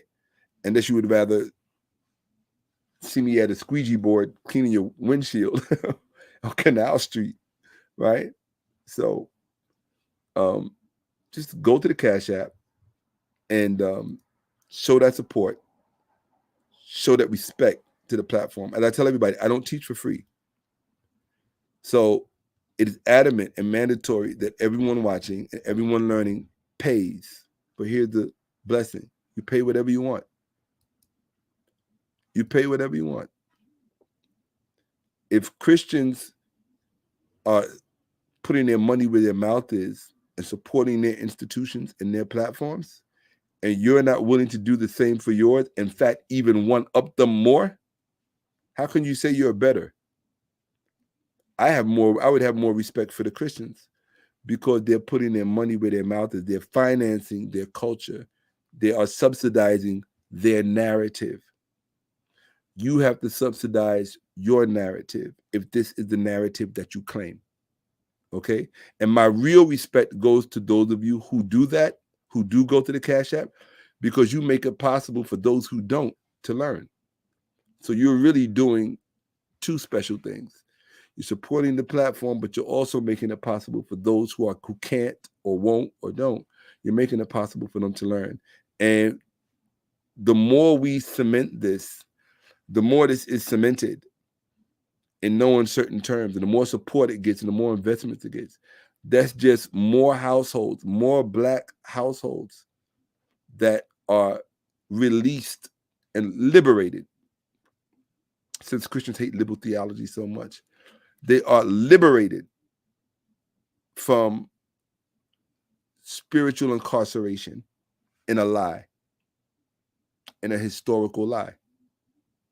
You know, it's one thing to be spiritually incarcerated in a spiritual lie, but these people got you so messed up, they got folks spiritually incarcerated in a historical lie. That's a double whammy, because you're not only trapped in a spiritual lie, but now you're trapped in a spiritual and a historical lie. So, you know, but so I expect to see you there when I go to my Cash App before I go to sleep, just to say, okay, it was a worthwhile endeavor, a worthwhile undertaking, and they appreciated and understood the value of what took place here. Okay. Yeah, Geb, Geb, the father of Osiris, Geb. That's what's up. Spiritual warrior healer, appreciate you. Absolutely. Negadef, Manifik, Juf Tahadaka. What's up, brother? Absolutely. Shout out to my Senegalese family. I gotta play some Yusun Dor later on. Absolutely. Okay. Oh yeah, just Google it. You never seen anybody buried with a Bible here in the Midwest? Just Google it. I've seen it countless times. You know? Yeah, so remember, folks, remember what you saw. The Lord replaces the Egyptian Ma'at as the one who pleads the case for the poor. They took her out of the Bible. And if you stick with me, I'm going to show you and document for you all of the other Egyptian netchers they took out of the biblical narrative. Yeah. They lied. Period. They lie every Sunday. T.D. Jakes is a liar. Creflo Dollar's a liar. I don't know the name of the rest of them other ones, but they're all liars. As long as you're telling people the Bible is the word of God, you're a liar. Period. End of story. Okay? All right. So with that, let me look at some of these, because I am tired. I am so tired, it's not even funny.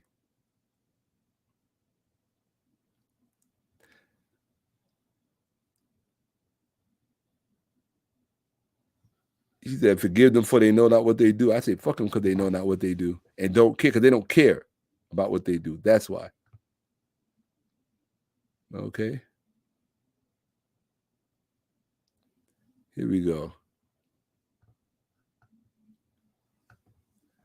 I appreciate that. Well, what I have found is that there are more ignorant people in the world than there are intelligent. That's going to always be true. And ignorant people are usually drawn to ignorant shit. That's the kind of stuff they watch. And black females, I hate to say it, they're the worst. They watch stuff like all this relationship bullshit on YouTube. They're into that stuff. You want your channel to blow? Just do something about relationships. Something where you're talking really bad about a black woman. Your channel will blow and grow. I'm telling you. Or were you showing people act the fool? Or you just talking about ghetto shit? Or what I call nigga shit? I mean, those kind of channels blow. Those platforms grow. I'm not here to talk about that. I'm here to talk about things that really matter so people can get beyond certain things. So, and the ones who don't care are the ones who never get beyond it anyway. I always say, most people who don't know because they don't care. Most people who don't care are too stupid to know what they should care about. That's just life. So the fact that I have 17,000 subscribers, I'm grateful for every last one. The 8 million that I don't have, I think of two things about that. One, they don't count. Two, once they subscribe and they become my 8 million or 10 million subscribers, then they count. It's that simple. But the importance of this platform is not predicated on how many subscribers I have, because what I have every day I wake up. And every time I go to see what I have. It's in here. My subscribers can't take that from me, or a lack thereof cannot take that from me. So I live in abundance. I live in abundance. You understand? Abundance is the nature of God. And because I stay close to God, I live in abundance. That's why I know when I go check my Cash App, I know that my audience have done the right thing by me and by this platform, Hieroglyph. With that, folks, I am out. I am gloriously tired. And the body, the cot needs to rest. Okay? Uncle Jasineb, you all have my love. I wish I would take more time to read the comments, but I am really, really tired. And I'm sure you all respect and appreciate that. Absolutely. So that's what's up. That's what's up. I appreciate that. Right. Wonderful. Man, yeah, no doubt. Absolutely. 100%. Absolutely.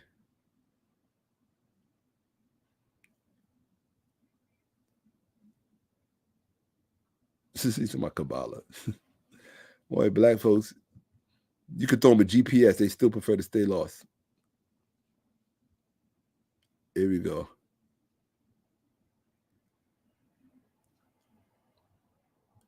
Here we go. All right. Okay. That's what's up. Hold on, where was that? Boom. That's what's up. Hey. Facts. I don't know why people be paying attention to my weight. Well, Shaka, you drop weight. I don't know nothing about what my normal weight is.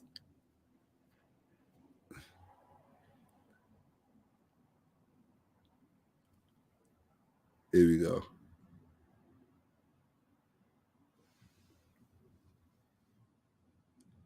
Here we go.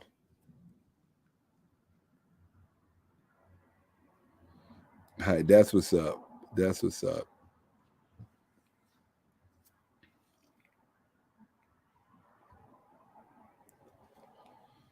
I guess you wasn't paying attention. It's not called the Book of the Dead.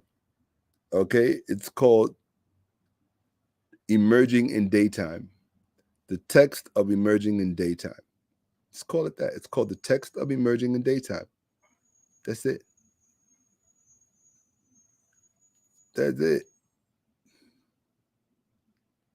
Period. Okay, that's it. I've done my best. I am tired. I'm giving it up. Hey, I'm out, people. Tomorrow, we're back on right from where we left off. Well, deuces.